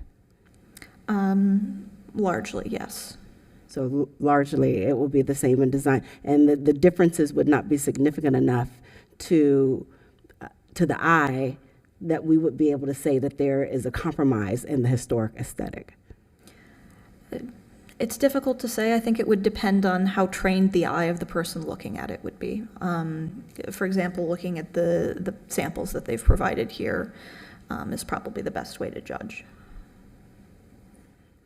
So what they're proposing would match, in my opinion, in design, color will be made to match the existing color. The texture of it, other than touching it, but the visual texture would be quite similar in observation. And there are no other compromises other than the fact that we know that the material itself is different than the original material that was used. So yes, it will be visually similar. I don't want to say that it will be visually identical. I think that's why we do have that distinction in the design guidelines. I think further, another reason that maybe we don't always recommend hardy board as a replacement material is it's fairly new. Obviously, people are becoming more open to it as a replacement material on historic structures, but I think there are still concerns about how it does age visually. I know that, certainly it's a much higher quality product than, say, vinyl siding, but I don't believe that it's been on the market long enough. Other historic preservation programs are only starting to allow it in historic districts as well. So is it your opinion that wood always matches, that the grain of wood is always the same grain of wood if it's the same type of tree? It's easier, I believe, to custom mill wood to exactly match what would have been on the building than it would be to buy a product such as hardy plank in a matching width and profile. Yes. Okay, let's go back around. Commissioner Ward? I just wanted a point of clarification because that was a good point, Mayor, but I thought that from my discussion with the applicant before this that it was they agreed, but then they realized they had much more deterioration and damage to the property than what they had thought they had when they first came to you. I don't know if that's a question for them or for you, whether you remember, but I thought that that was the kind of change of circumstance where they came back and said, hey, I don't know. Yeah, I believe she can probably address that better. Yes, that was the case. We came in fully intent to go and replace everything, or not to replace everything, just to fix as we needed the wood siding. And that's why it was like last year we came in, and then we came back this year was because we started opening things up. And that's the issue with historic, is that you always open things up and you find a lot more rot. But again, Tyson and myself, we tried to make sure the owner was prepared for that. They just weren't prepared for quite how much there was. And then just one note, the siding, the intent is, there's 3 types here. There's the wood, there's the wood look hardy, and then there's the smooth. Do you mind holding it while you're pointing at it? I'm sorry, it's just hard to follow with what you're pointing at. Hold it while you talk. All right, so wood siding, wood look siding, and then the smooth siding. And so our intent, the boards that are on the house right now are a very specific size. You can't buy it that size right now. So our intent is to make this exactly to match. So it'll be the same size and everything. So. And I just had a follow-up. Did you have a follow-up? Yes, I did. And what would you say that herding is newer, and you obviously don't know how much it holds up, but in a perfect world, would you prefer stucco or herding? Can they make the stucco look like the wood? Given the choice between the two, absolutely hardy. Okay. It looks far more like wood than stucco to mimic wood does, Okay, thank you. But it's not the original. but it is not the original, correct? Commissioner Fox. Thank you. I just wanted to follow up to something the applicant just said. I think she said that the size of the wood that's currently on the house is not currently available. So they would have to go, if they went with the exact wood, they would be going with a different size wood. But if they went with the stucco, they could make the stucco the same size as the wood is there. In other words, the stucco would actually look more like what's there than the new wood that's a different size. I'll let her answer. I believe she's saying that either the wood or the hardy would have to be custom made to the correct size. Yeah, what's on the market right now is wider, so they're gonna have to mill everything down. Tyson, is the hardy that's available, is it match exactly the house, or do you still have to mill it down? All right, whatever his answer is going to have to be spoken into the mic because we're creating a record. So these hardy samples that we've provided, this was pretty last minute. I think it was Thursday last week. So this is I've purchased straight off the shelf at Home Depot purely as demonstrational purposes. We can get the hardy to match. It's obviously I couldn't get it here quick enough for tonight's meeting, but I think we're pretty open to submitting samples. Did that answer your question? So basically, either the wood or the stucco is going to have to be cut down to match what's on there now. Correct. Okay, thanks. Commissioner Lambert. Thank you.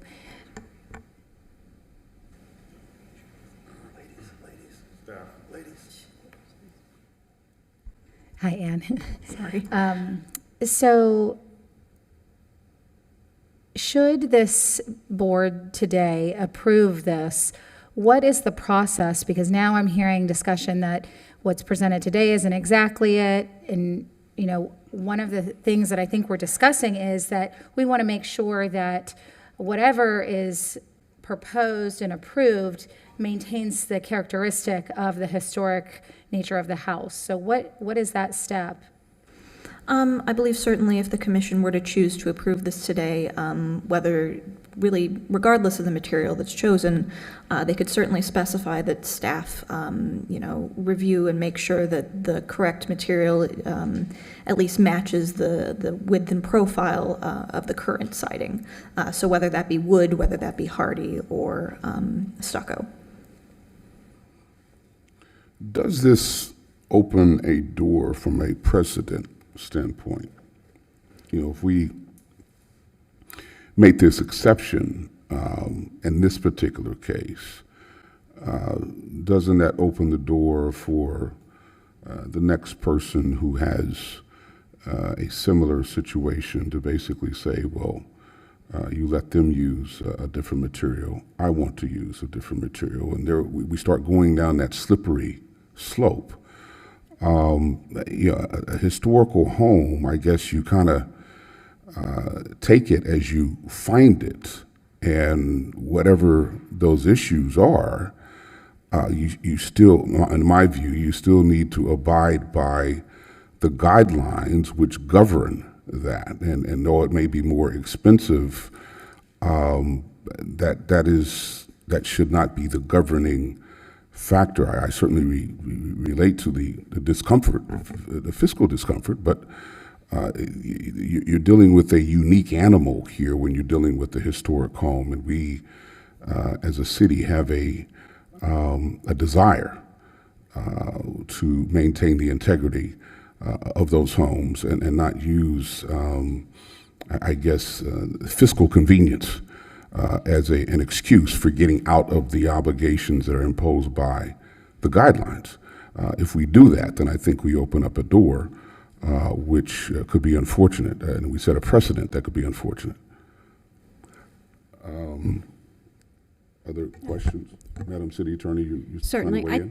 I think that it's important to note this application, like all applications, are decided on a case-by-case basis based on the exact evidence that's presented to the application. That said, the Historic Preservation Board is going to continue to deny these type of applications because of its interpretation of the provision subsection F. And if I can help a little bit with that, I can maybe help your application of this. The new features shall match. If we look at the Webster's definition of match, it's defined as an exact counterpart.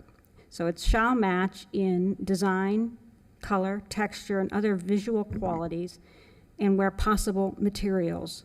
Possible is defined as being within the limits of ability, capacity, or realization. So it shall be the exact counterpart where it's within the limits of ability, capacity, or realization. And that's probably the standard that your Historic Preservation Board is applying when it looks at the design guidelines that guide them in applying the applications before them in this particular standard, subsection F of 9449C3. I hope that helps you in your decision this evening. Mayor. Commissioner Lambert. Thank you. There was something, Ann, that you put up on the slides, and it talked about the exceptions, and I don't know if that was part of the guidelines, that is not part of these interior standards, but one of them was where the code requires it. And so I know that in not too distant past, we made a change in allowing, I believe, correct me if I'm wrong, hurricane impact windows, where clearly those were not historic and those were not allowed, but we made is it a guideline change that we made? Because clearly, according to Attorney Rothenberg's explanation, that is not an exact match of materials. Yeah, so I think you're kind of hitting on exactly what that is. It was a change, that kind of superseded the design guidelines. As we haven't had any sort of changes to this section of the design guidelines, this is kind of what we go off of. As far as windows, we now go off that window and fenestration policy that you all approved, rather than what is in the design guidelines, which specifically state not to replace original wood windows. Obviously, times has changed, code has changed, so we do consider those requests. However, again, wood materials still available, still does meet building code, so this wouldn't be something exactly that we would consider to be a code-required change. Follow-up, Mayor? Yes. Can you talk about the durability of one material versus the other? And I realize that the wood paneling is, the more historic, is that still prevalent in construction siding? Yes, wood siding is still absolutely used in modern construction today on new builds all the time. I can think of multiple cases this year, in fact, that went to the Historic Preservation Board where we did require on contributing structures similar to this, people to replace their siding with wood rather than other materials when they've made the exact same request. Obviously, modern wood is not going to have the same strength as old growth wood. What's on the house right now is old growth wood and is much higher quality than any sort of wood that you'll get today. Cedar material would be better than some other woods. You can get wood that is hardier, certainly, but that's part of the reason really that we would prefer to see some of the old growth wood retained. It's more sustainable to keep materials that are already on the building than to throw them out, even though a large portion of the building, it sounds like, is not salvageable. Certainly there are pieces that are. And the old wood that is on the building is much better than a current wood would be. The fiber cement siding, certainly I will give it. It is a very durable product. I don't think it's been on the market long enough for us to know exactly how long it will last, but certainly it does provide durability. It's much better than, say, a vinyl siding might be that would have been disallowed before. President Warren. From what I've heard today, the applicant originally agreed to replace the siding with exactly what existed. And the size of that the scope of that work was significantly different than what we're looking at today, correct? Correct. The applicant hasn't provided exact estimates to me, but based on what she said, certainly in this hearing, it does sound like the scope of work has changed. And Madam Attorney, you stated that each of these, in the event that others pursued this, that it will come before the commission on a case-by-case basis, and the decision would be made based off of the information that's presented for that unique situation. That is correct. They will, if it ends up here again on an appeal as it relates to wood siding, they certainly would point back to this case and your decision that these materials are an equal substitute. You know. And this is the same guideline that we use when we approve any exception that comes before us as a commission. You're not really approving exceptions, right? You're looking at the application that's before you and deciding whatever component is being requested, if it's a roof, a window, siding, or other historic components of a building, if it's appropriate or not, based on the standards. But if you have another building come to you that's wanting to change all of the wood siding from wood to another wood alternative, and you've decided that that wood alternative meets this standard, they will certainly point back to this decision.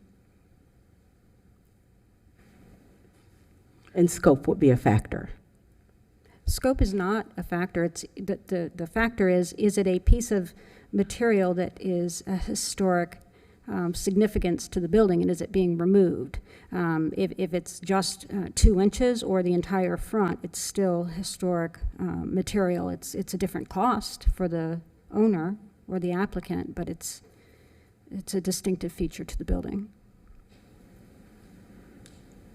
And even a new case that might be similar, even though it's to be decided upon the 4 squares of the facts before the historic preservation, could the owner cite an exception from another case as some kind of precedent? As I said, really the precedent that you're setting is that hardy board, or if that's the material you choose, or the stucco material that you choose, is an appropriate substitution under subsection F, and they would point back to that case. Now, you're not going to be required to follow the case, but what you're following is that it's an appropriate substitute under standard F of the Secretary of Interior And that's the standard that we would be setting if we did that. So it's precedent setting, in essence. So my name is Melissa Anderson. I'm the attorney that actually sits with the board, so I'm here representing staff. I do want to say that in sitting with the board, Ann and I have noticed West Palm Beach is very attractive to people who want to come buy these historic houses, renovate them, and we have seen a large influx of people coming into West Palm Beach. We're actually going to probably be bringing an ordinance about demolition by neglect. So the precedential value of this ruling will not be lost on people that come in front of the Historic Preservation Board. The Historic Preservation Board itself is very savvy. Architects, structural engineers, attorneys sit on the board, and they very carefully review these decisions. You are here sitting in your capacity as commissioners, looking at this evidence, trying to decide it. I don't know what the right answer is, but I know that as the attorney sitting for the board, this issue, whatever is decided here today, will be cited by people who come back before the board. I sit with it every month, and the staff and the board are very diligent. And I think what we're seeing in West Palm Beach is development from Dade and Broward is coming here, and it's getting more and more crowded. And we've had issues actually with people coming in Flamingo Park and getting approval and then letting a structure being torn down even though they had approval. So it's a delicate time, I think, for the Historic Preservation Board. I just wanted to put my 2 cents in there. And hence, in my view, we need to be even more careful and more diligent about protecting the integrity of these historic structures. Once you, in effect, allow that integrity to be tarnished, it's no going back. And therefore, there's one less historical building that is really truly meeting up to the standards that we've tried to establish, and there's only so many left. Any other question? Yeah, Commissioner Ward, and then Commissioner Lambert, and Commissioner Fox. And I certainly don't discount the credibility and education behind the people that sit on the historic board. I think that's why at least me personally, I was asking so many questions, because I saw the vote 7-0. I'm just also looking at standards. And Kim, if you could just, where possible, you looked at the definition of that. There were 3 words you used, because that's where really F is where I'm looking at. And, where possible, the materials. So what was the possible? So I looked up just quickly on the computer Merriam-Webster dictionary online, and it defined as being within the limits of ability, capacity, or realization. Okay. It's possible. Because I think the issue that the attorney that sits on the board that was talking about, I think, is a separate issue altogether. I think that you can preserve, just like Commissioner Lambert said, when it comes to windows and being prepared for storms, while also making sure that people are actually incentivized to buy and restore and preserve these homes where visually it looks the same and we're still driving around seeing these historic homes. It would be the same as when we've looked at the shotgun homes, where it's like you want to build something that's going to look and last nice, not something that just because, hey, it's a sort, let's keep it there, but let's make sure that it lasts and that someone is enjoying their home and not spending all of their money just to preserve something when there is something else that can do the job, and not disincentivize people from moving into these historic areas, which I think is that balance that we have. And so it is hard to look at this and go, wow, it was a 7-0 vote. But when I look at these standards, I feel like it actually has been met by them. Well, and Commissioner Lambert. before I ask my question, one thing that we clarified too is that we're sitting de novo. So I don't think that it matters what the vote was before. Is that right, Attorney Rothenberg? You are the board making the decision anew. But I do, as well as Commissioner Ward, appreciate the education and the background of the Historic Board. And I think, and something that you mentioned earlier, that our guidelines haven't been updated since 2005. I think that that's definitely something that, I would want to revisit and learn more about the process and our involvement in that. I do take a little bit of exception to the attorney's comments that, yes, I think there are a lot of people moving here, but I have also heard from many locals who struggle with some of these parameters and some of the things that we're struggling with here today that make it prohibitive to want to move into these historic neighborhoods. And so I think that while the architects and those with historic preservation experience are looking from that lens, I think it is also a unique lens that each of the commissioners are looking at from the city as a whole, and also historic preservation. And clearly we're still struggling with this, but I'm grateful for your answers, so thank you. Commissioner Fox. Thank you. I was curious if you know this, is all the wood in this house the same age, the wood that is deteriorating and then the other wood that they're looking to replace? Is it all the same age wood? I'm just curious, because if we have this deteriorating area, why do we think this other area is not going to be deteriorating at some point soon? I'm just, when you said that the new wood that they could get would not be as good as the old wood, but the old wood isn't, available, and the old wood that they have on the house is deteriorating.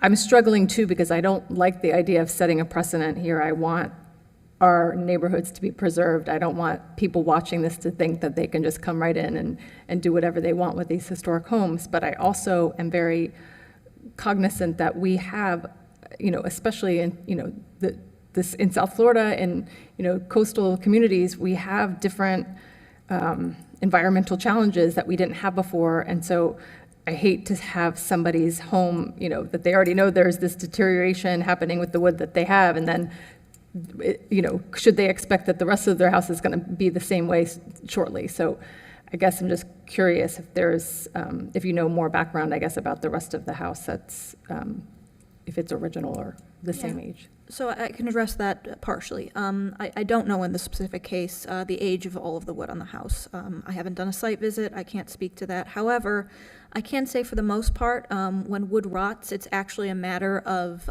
the way that it's been maintained over the years. Obviously, not citing these owners is the reason for it.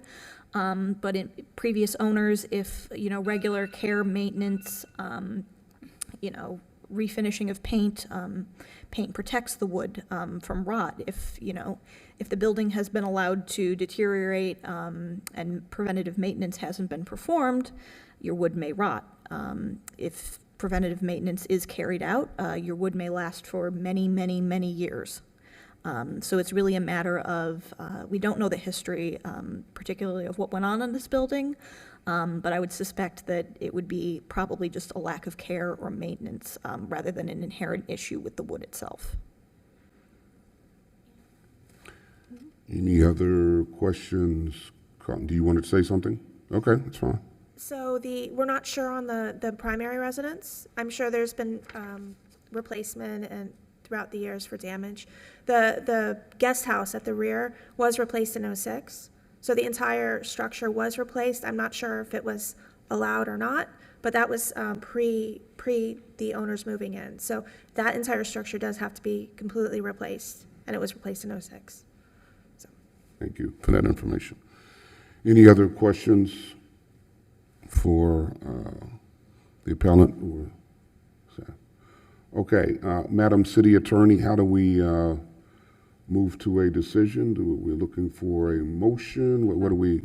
You will make, what's the process here? Someone will make a motion to either approve the decision of the Historic Preservation Board or to grant or deny. You can make a motion to grant the application for appeal of the Historic Preservation Board decision or to deny the appeal. It would be an appropriate motion as well. Okay. Then you'll do a second, and we will put to writing the motion and provide it to the mayor for execution. All right. Is there a motion to be made?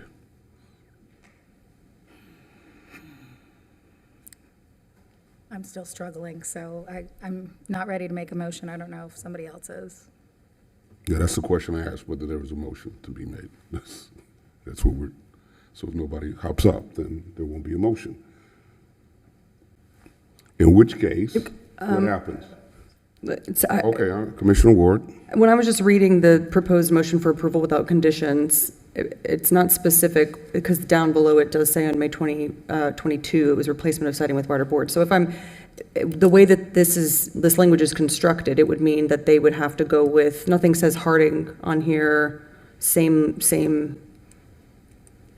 style that we've been discussing, or?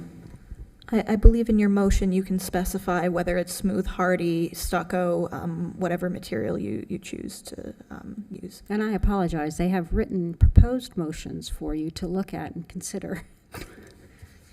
Yeah, okay.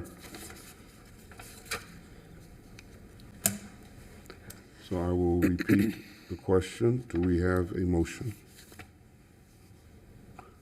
Mayor, may I ask another question, or you've already asked for the motion, so we need to move before any other discussion is had? Well, if you have a question, go ahead and ask your question.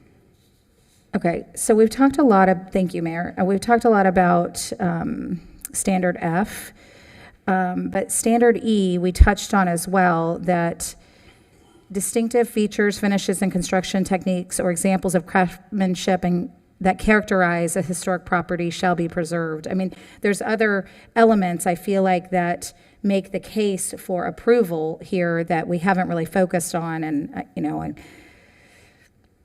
I guess I just keep hearing, and I respect the attorney and both attorneys and city staff really making the case for denial. But I guess, I really get the sense that the commission is saying it might be a new day and it might be a new time for looking at alternatives that fall within the where possible materials. If I may, and I want to first say that this attorney is not making a recommendation for approval or denial, and that the standards that are here for you to look at, you can approve or deny based on any one of those standards that you find is applicable to the application before you. Oh, it doesn't need to meet all of them, just any one of them? If any one of them, well, you apply all of the standards to the application. If one of them in particular warrants a denial, generally speaking, the Historic Preservation Board outlines which one is subject to a denial. They should match whichever ones are applicable to the application that's before you. The staff had pointed out 2 of the particular provisions that they had used to warrant a denial, and that's why those were emphasized and why we parsed through what the definition of those were. But certainly if you move to, and I don't know what you're moving to approve or to deny, and you want to spell out which standards support that decision, then you could do that in your motion. And follow-up, Mayor? Yes. Just a follow-up on a side note, since we are talking about future guidelines, I most definitely see some abuse as well in the communities. And I know that that's something we hear about from our neighbors and demolition by neglect and, other situations that we need to look at. So, even more support for taking a look at our guidelines. President Warren? Is demolition by neglect something that would be a code enforcement matter? Which is also then the city's responsibility to patrol, to report, and to address. Yeah, there are provisions under the Historic Preservation Code ordinance that property owners get cited for not keeping their structures in compliance with the standards. Yes. Thank you, Mayor. And my general observation of reading this information and the information that has been presented to us today, to me today, by the applicant, it is my feeling when I review point number 6, that it shall match the old in design, color, texture, and other visual qualities. I believe that those standards have been met, or that we can require that those standards are all met prior to, in the motion. And I think that when the motion is made, should we agree to move forward, I think that we should be very specific, recognizing that things do change and you can still stay true to the historic character and aesthetic of the property without the material matching exactly. And I believe that over time, we as a society have simply seen improvements in everything. We don't use dot matrix anymore, but we still use printers. So I think that we should take all of that into consideration.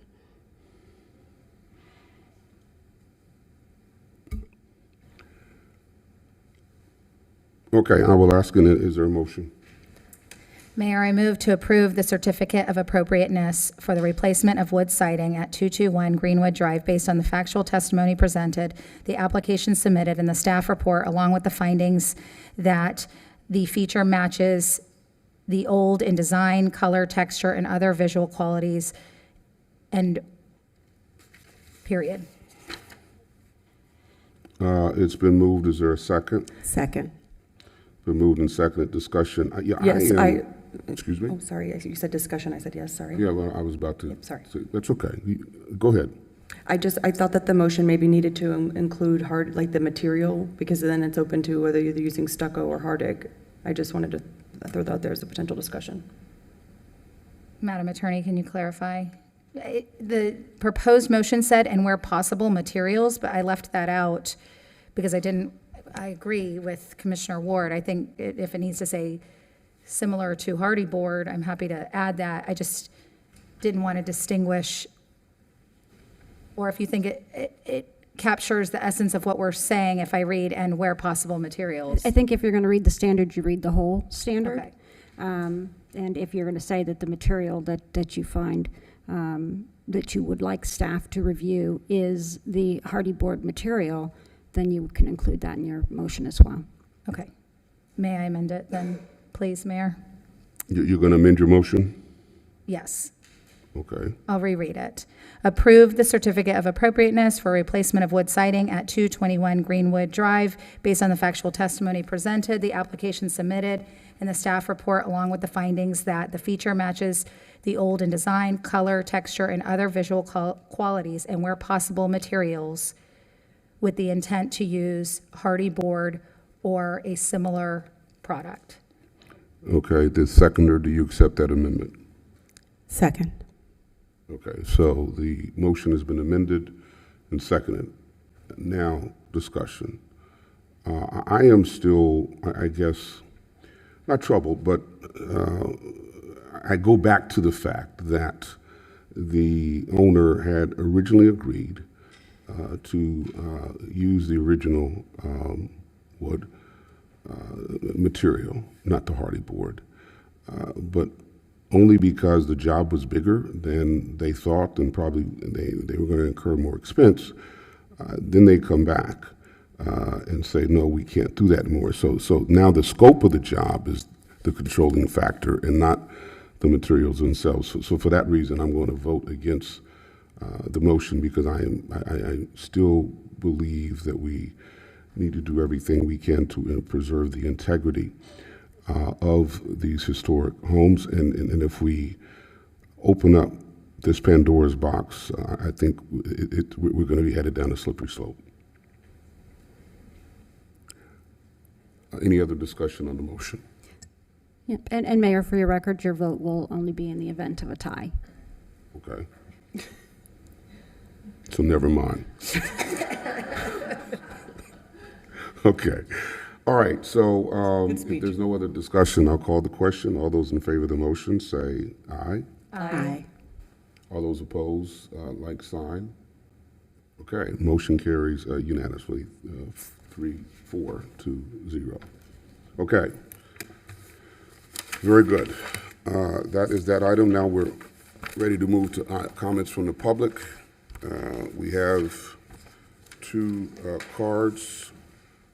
Allison Butcher, and Sandy Makovic.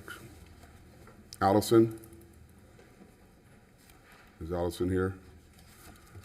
All right, Sandy Makovic.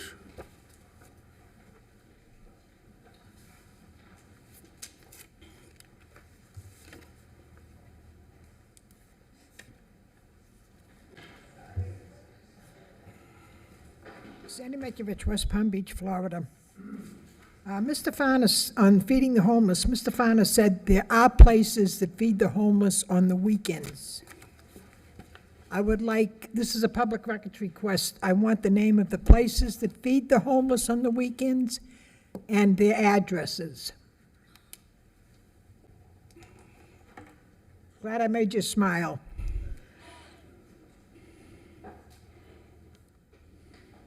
Okay, you all voted yes. Shame on you. But you don't know what shame is.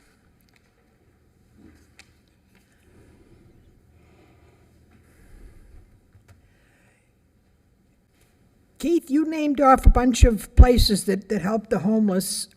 The mental health, you suggest, they recommended they go to mental health. Where is there a mental health hospital in West Palm Beach to help these people? Where are the beds in West Palm Beach? What has the city done to build some place for them and give them beds and a roof over their house?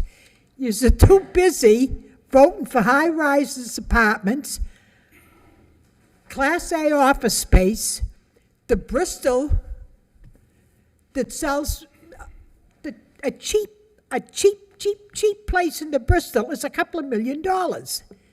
This is where all your priorities are, the wealthy.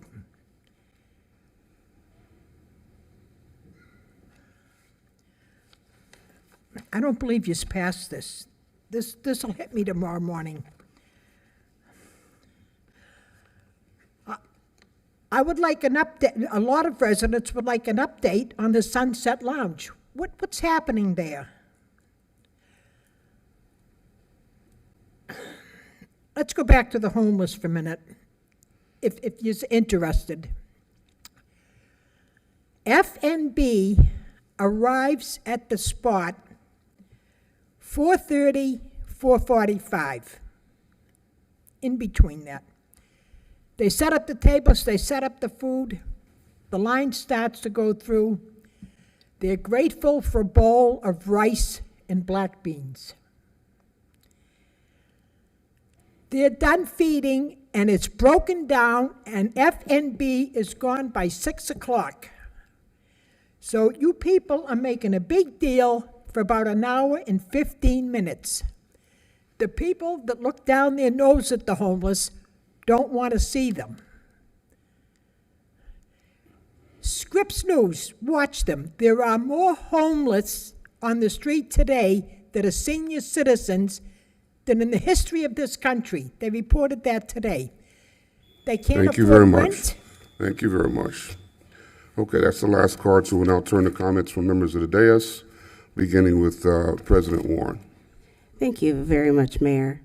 And as you know, I represent the city of West Palm Beach on the Palm Beach County League of Cities, where there are 39 municipalities that are represented, all of the municipalities in Palm Beach County. And there is not an elected official that envies the very hard decisions that we make. There isn't one person that I speak with when we meet that doesn't understand what it takes to to sit before the community and weigh in on this information and taking into consideration vulnerable populations. I believe that everybody deserves to be housed and fed and clothed and have the opportunity to be clean and have a shower without going to a gym in order to achieve it, without living in their cars. But I also believe that without a universal solution, that the city of West Palm Beach is as progressive in thought and action as we could possibly be with the crisis that we see before us, and weighing everything that we can in order to make the best decisions for the most people involved, because we cannot fix it for everyone, but we can make progress and continue to move forward and continue to be innovative and continue to do what matters to the most people possible. There will not be a decision that I'm aware of. I'm hoping that someone can come forward with something that works and is universal. But I attended a meeting on Wednesday night at Cityside Suites where the guests were Jonathan Brown of Palm Beach County and Dr. James Green of Palm Beach County. And they were as compassionate as two people could be, as department heads, as directors, in addressing this problem. And I know that Dr. Green even provided his personal cell phone number to everyone that was present. I stand with our staff. I believe that our staff works very hard, that our staff is compassionate, and that our staff has worked to provide the numbers that were reported this evening. And I know that they continue to work hard and do things that are not reported here, and do things that we don't see and that we don't capture. And I just believe that we are doing the best we can in the face of something that is devastating and something that is impacting our entire country. So I say that again, representing the city of West Palm Beach and the Palm Beach County League of Cities. So as a league member, I will be attending Palm Beach County Day with our colleagues from the county. I will be present in Tallahassee the second week of January, where we will be addressing legislative priorities. We will be meeting with the state representatives and state senators, addressing many issues, and included in those issues is certainly housing. It will be housing again this year. It was housing last year, and transportation and other priorities. But we do the best that we can to work together to provide the most solutions possible for the most people possible. Each year on December 1st, World AIDS Day is observed in solidarity for people around the world who are affected by HIV. This global movement is to unite people in the fight against the disease. In 1988, 2 World Health Organization officers founded World AIDS Day as an international day of global health to show support for people living with HIV and to commemorate those who have died from AIDS-related illnesses. This day is reserved as a day to bridge new effective programs and policies across different sectors around HIV and AIDS. This is a friendly reminder to us all to stay safe, protect our health, and get tested. I would like to acknowledge a Kwanzaa event. The African American Research Library and Cultural Center of Palm Beach County cordially invites you to celebrate the 3rd Kwanzaa family and community event that seeks to reflect on past, reconnect, offer support, and take action to heal our community. Kwanzaa is a week-long holiday from December 26th to January 1st, honoring African American heritage, drawing celebrations from African musical and storytelling traditions.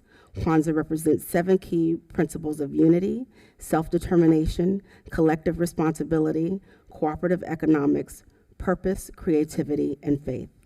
This event will take place on Friday, December 29th, 2023, from 2:30 to 5 at Gaines Park. And there's an annual fundraiser that is open to the public, an opportunity for vendors and entertainers to participate. I am happy to acknowledge the 3rd annual Christmas giveaway that is hosted by the National Pan-Hellenic Council of Palm Beach County. I've attended the first 2, and they were amazingly successful at galvanizing the community and getting toys to children so that they could enjoy the holiday season. So I encourage you to go out and support the 3rd annual Christmas toy giveaway. And it's actually going to be at 2 events, 2 locations this year, which shows that it is growing and that there is a need. So the location where it originated, at Cityside Suites, correct? And it has grown in capacity and will now be held at the Heart and Soul Park, which is at 825 North Rosemary Avenue in West Palm Beach. And the south location is at St. Matthew's Parish Hall at 405 Southwest 3rd Street in Delray Beach.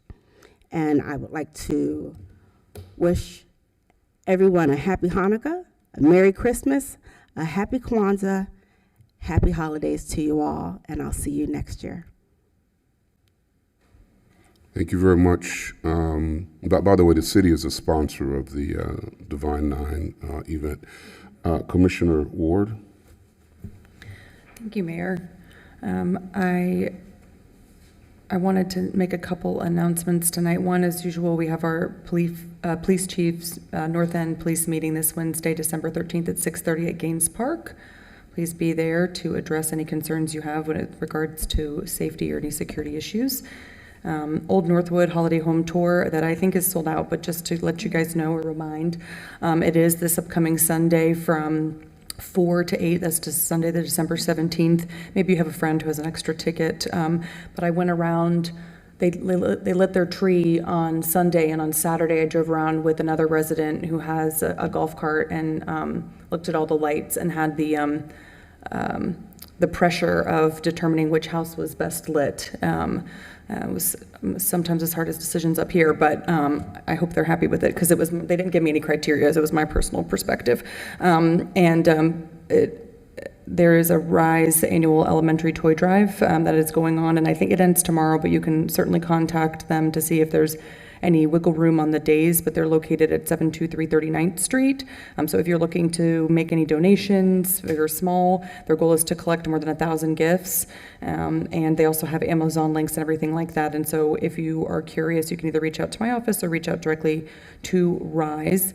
And then a fun notification for all those who have been dealing with the train noise. Thanks to our lovely Bright Line, we are implementing our quiet zone as of tomorrow, December 12th, for the north end. So thank you, Mayor, thank you, staff, for working diligently to get this approved. I know that there's a lot of residents past the downtown who are very excited about it. And if I could make a plea to our lovely representative, President Warren, while you're up talking with everybody, while homelessness is a huge issue, those wraparound services and those mental health services are so important. And so if there is a way to mirror that or make sure that people are focusing on making sure that if we're finding housing, that they're getting those other services to keep them in their homes as well, it's of tremendous importance.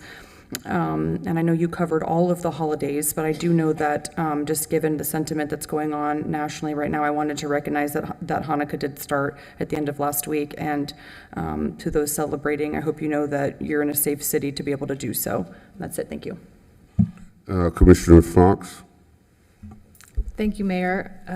I think many of my colleagues last week had the opportunity to do a test ride on a potential new mobility option for the city, and we are having another electric vehicle testing this week on Thursday. So we have 2 test rides, one at 10:30 and one at 11:30. They're open to about 30 participants, and you have to email Jessica Keller, at WPB.org if you want to schedule a time. But I'm really excited about this. I had the opportunity to see the vehicle last week. I really loved it. I think it was called the Cute Bus, and it really was very cute. It was kind of tiny. It was, the step up was very low to the ground, so it was a lot easier to get into than the trolley was for some of our older residents, and it was very accommodating for an ADA compliant, and it was just it had a nice feel to it. It was very open and sunny, and so this vehicle that we're going to be testing this week looks also like a good option. Anyway, I'm very excited to just start working on what our phase 2, I guess, is going to be of our mobility plan and trying to connect people better from all areas of West Palm Beach. So again, that is on Thursday.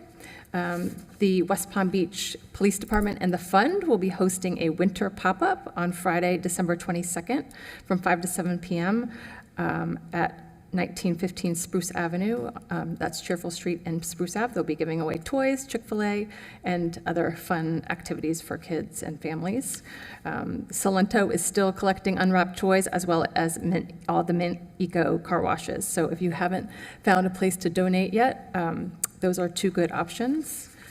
And I wanted to mention that last week I had the opportunity to speak at a graduation ceremony it's called the Career Online High School. It's actually held at the Mandel Public Library. So it's a really cool opportunity for older adults that maybe didn't have the opportunity to graduate from high school because of some family or personal trauma, but that they have always looked back with regret and wanted to go to a high school experience, having classmates, having a class-like setting rather than just getting a GED. So it's $1,000 for a scholarship there's actually a lot of sort of auditioning that goes on behind the scenes to be able to enroll into this program. Once you're enrolled, it is a full scholarship. You have all the teachers and other resources. There's librarians to help you.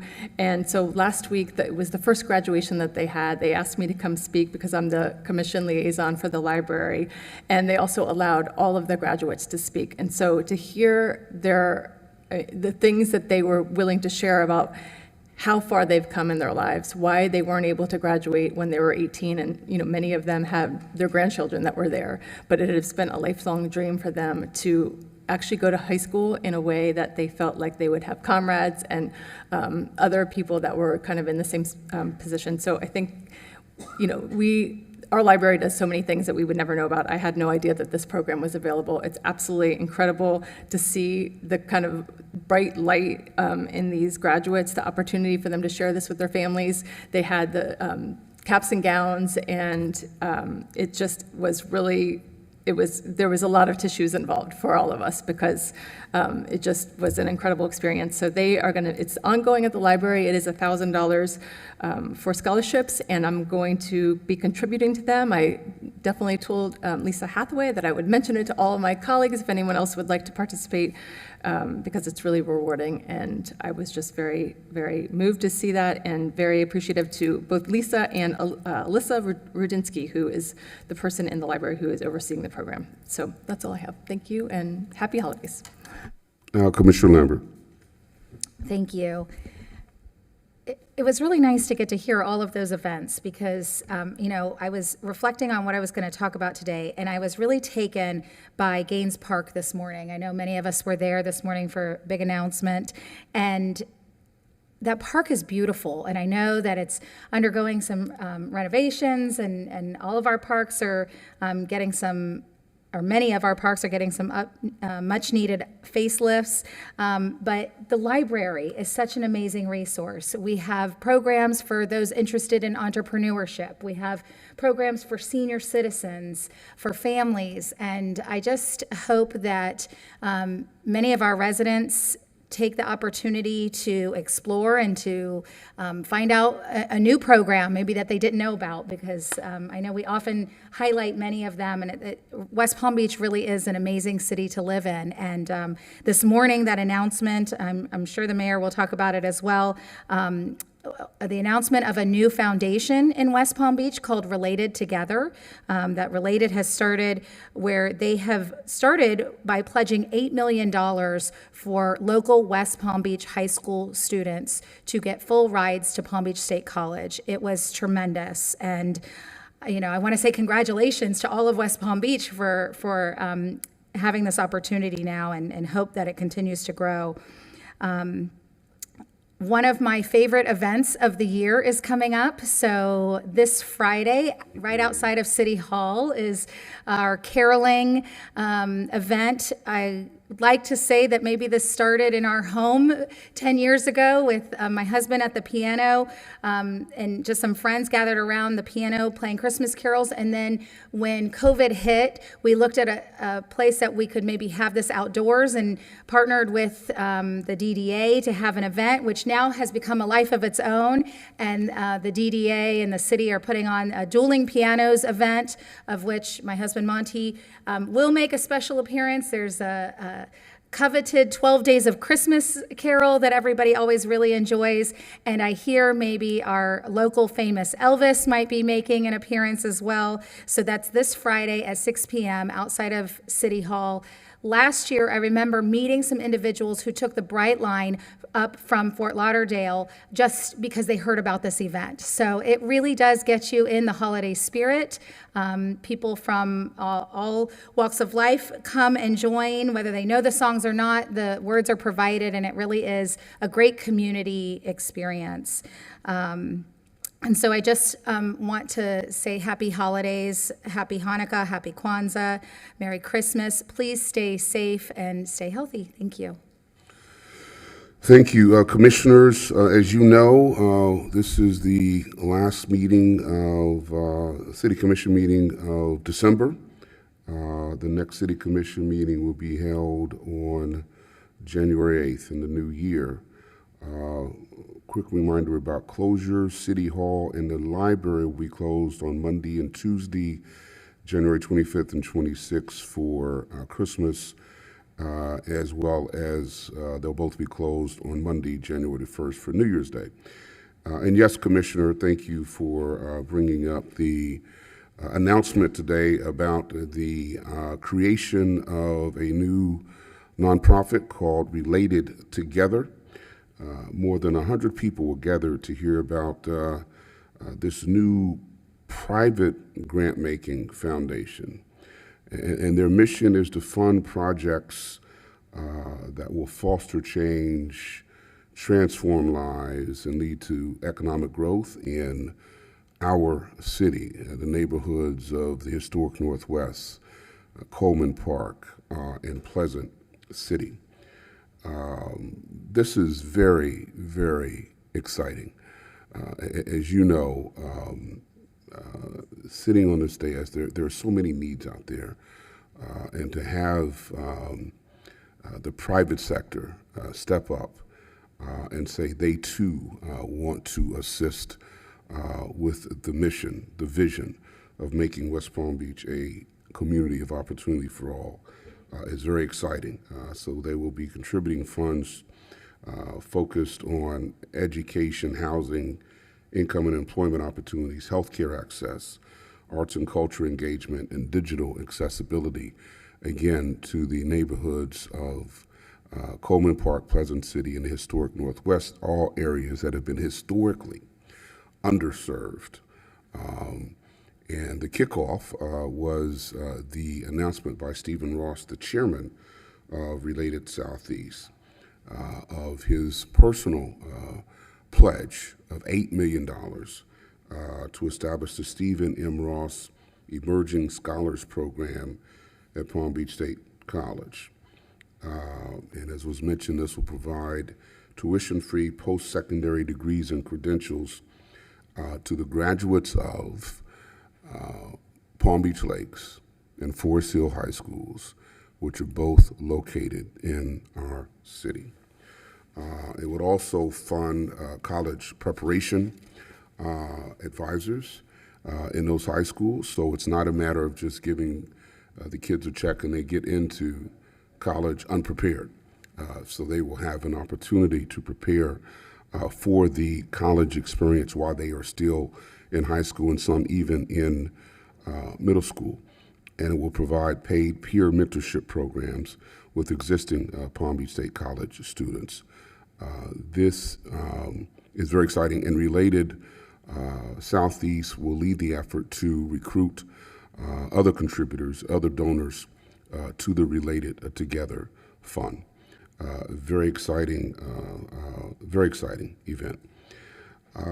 This Wednesday will be another installment of Soul in the City. Noteworthy guitarist and producer Adam Howley.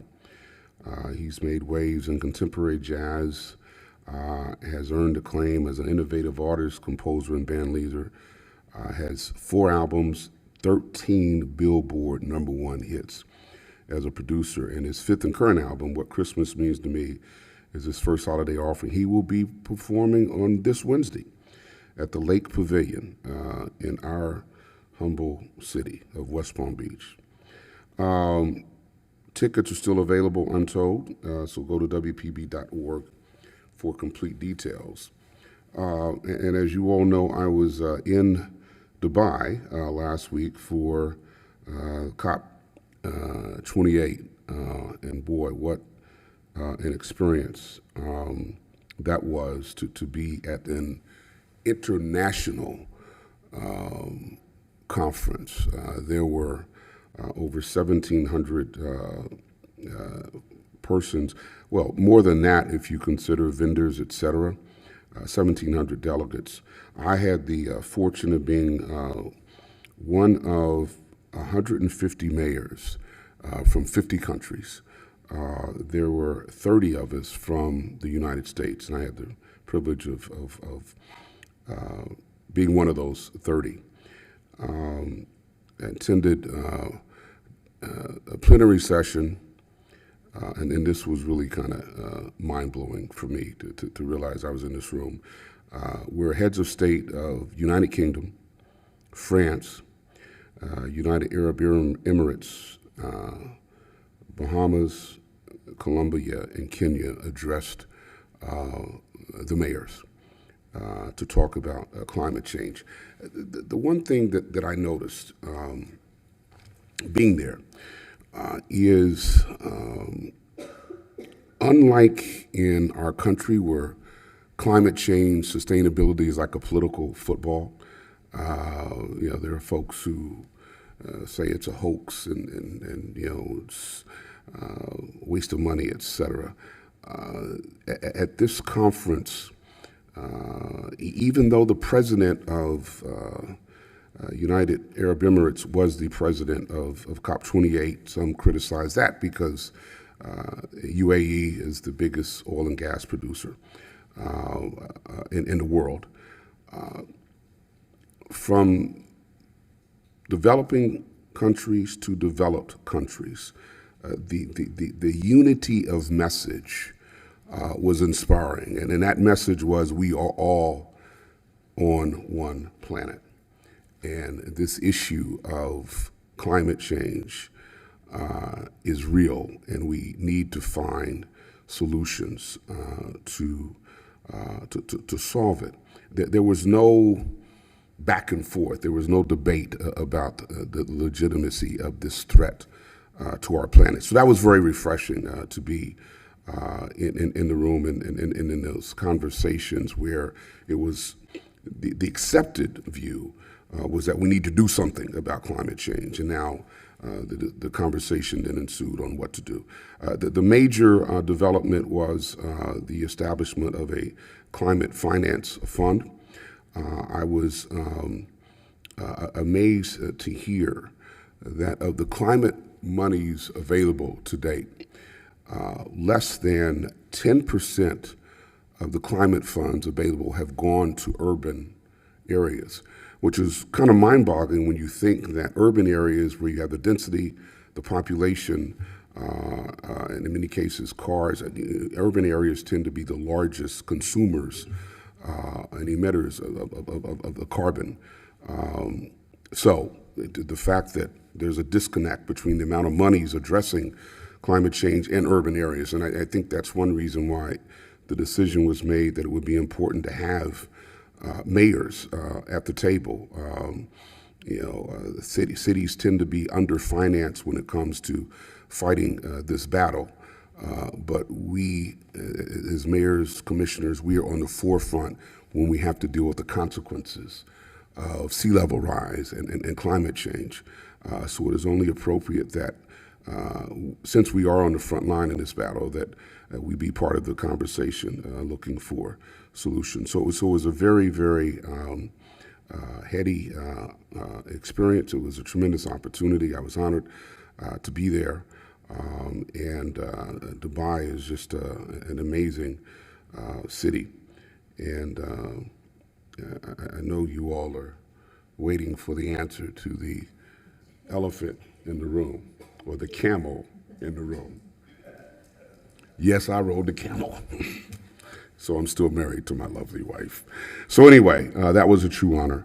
And as I close, I want to wish everyone a joyous Hanukkah. May the Festival of Lights illuminate our community with unity and resilience, particularly during this time. As we celebrate, let the menorah inspire hope, and may the glow of togetherness and unity guide us toward a future of compassion and prosperity. Happy Hanukkah to everyone and their loved ones. Merry Christmas, Happy Kwanzaa, and happy holidays to everyone. And as we enter into 2024, I extend the warm wishes for a year brimming with joy, prosperity, and community strength.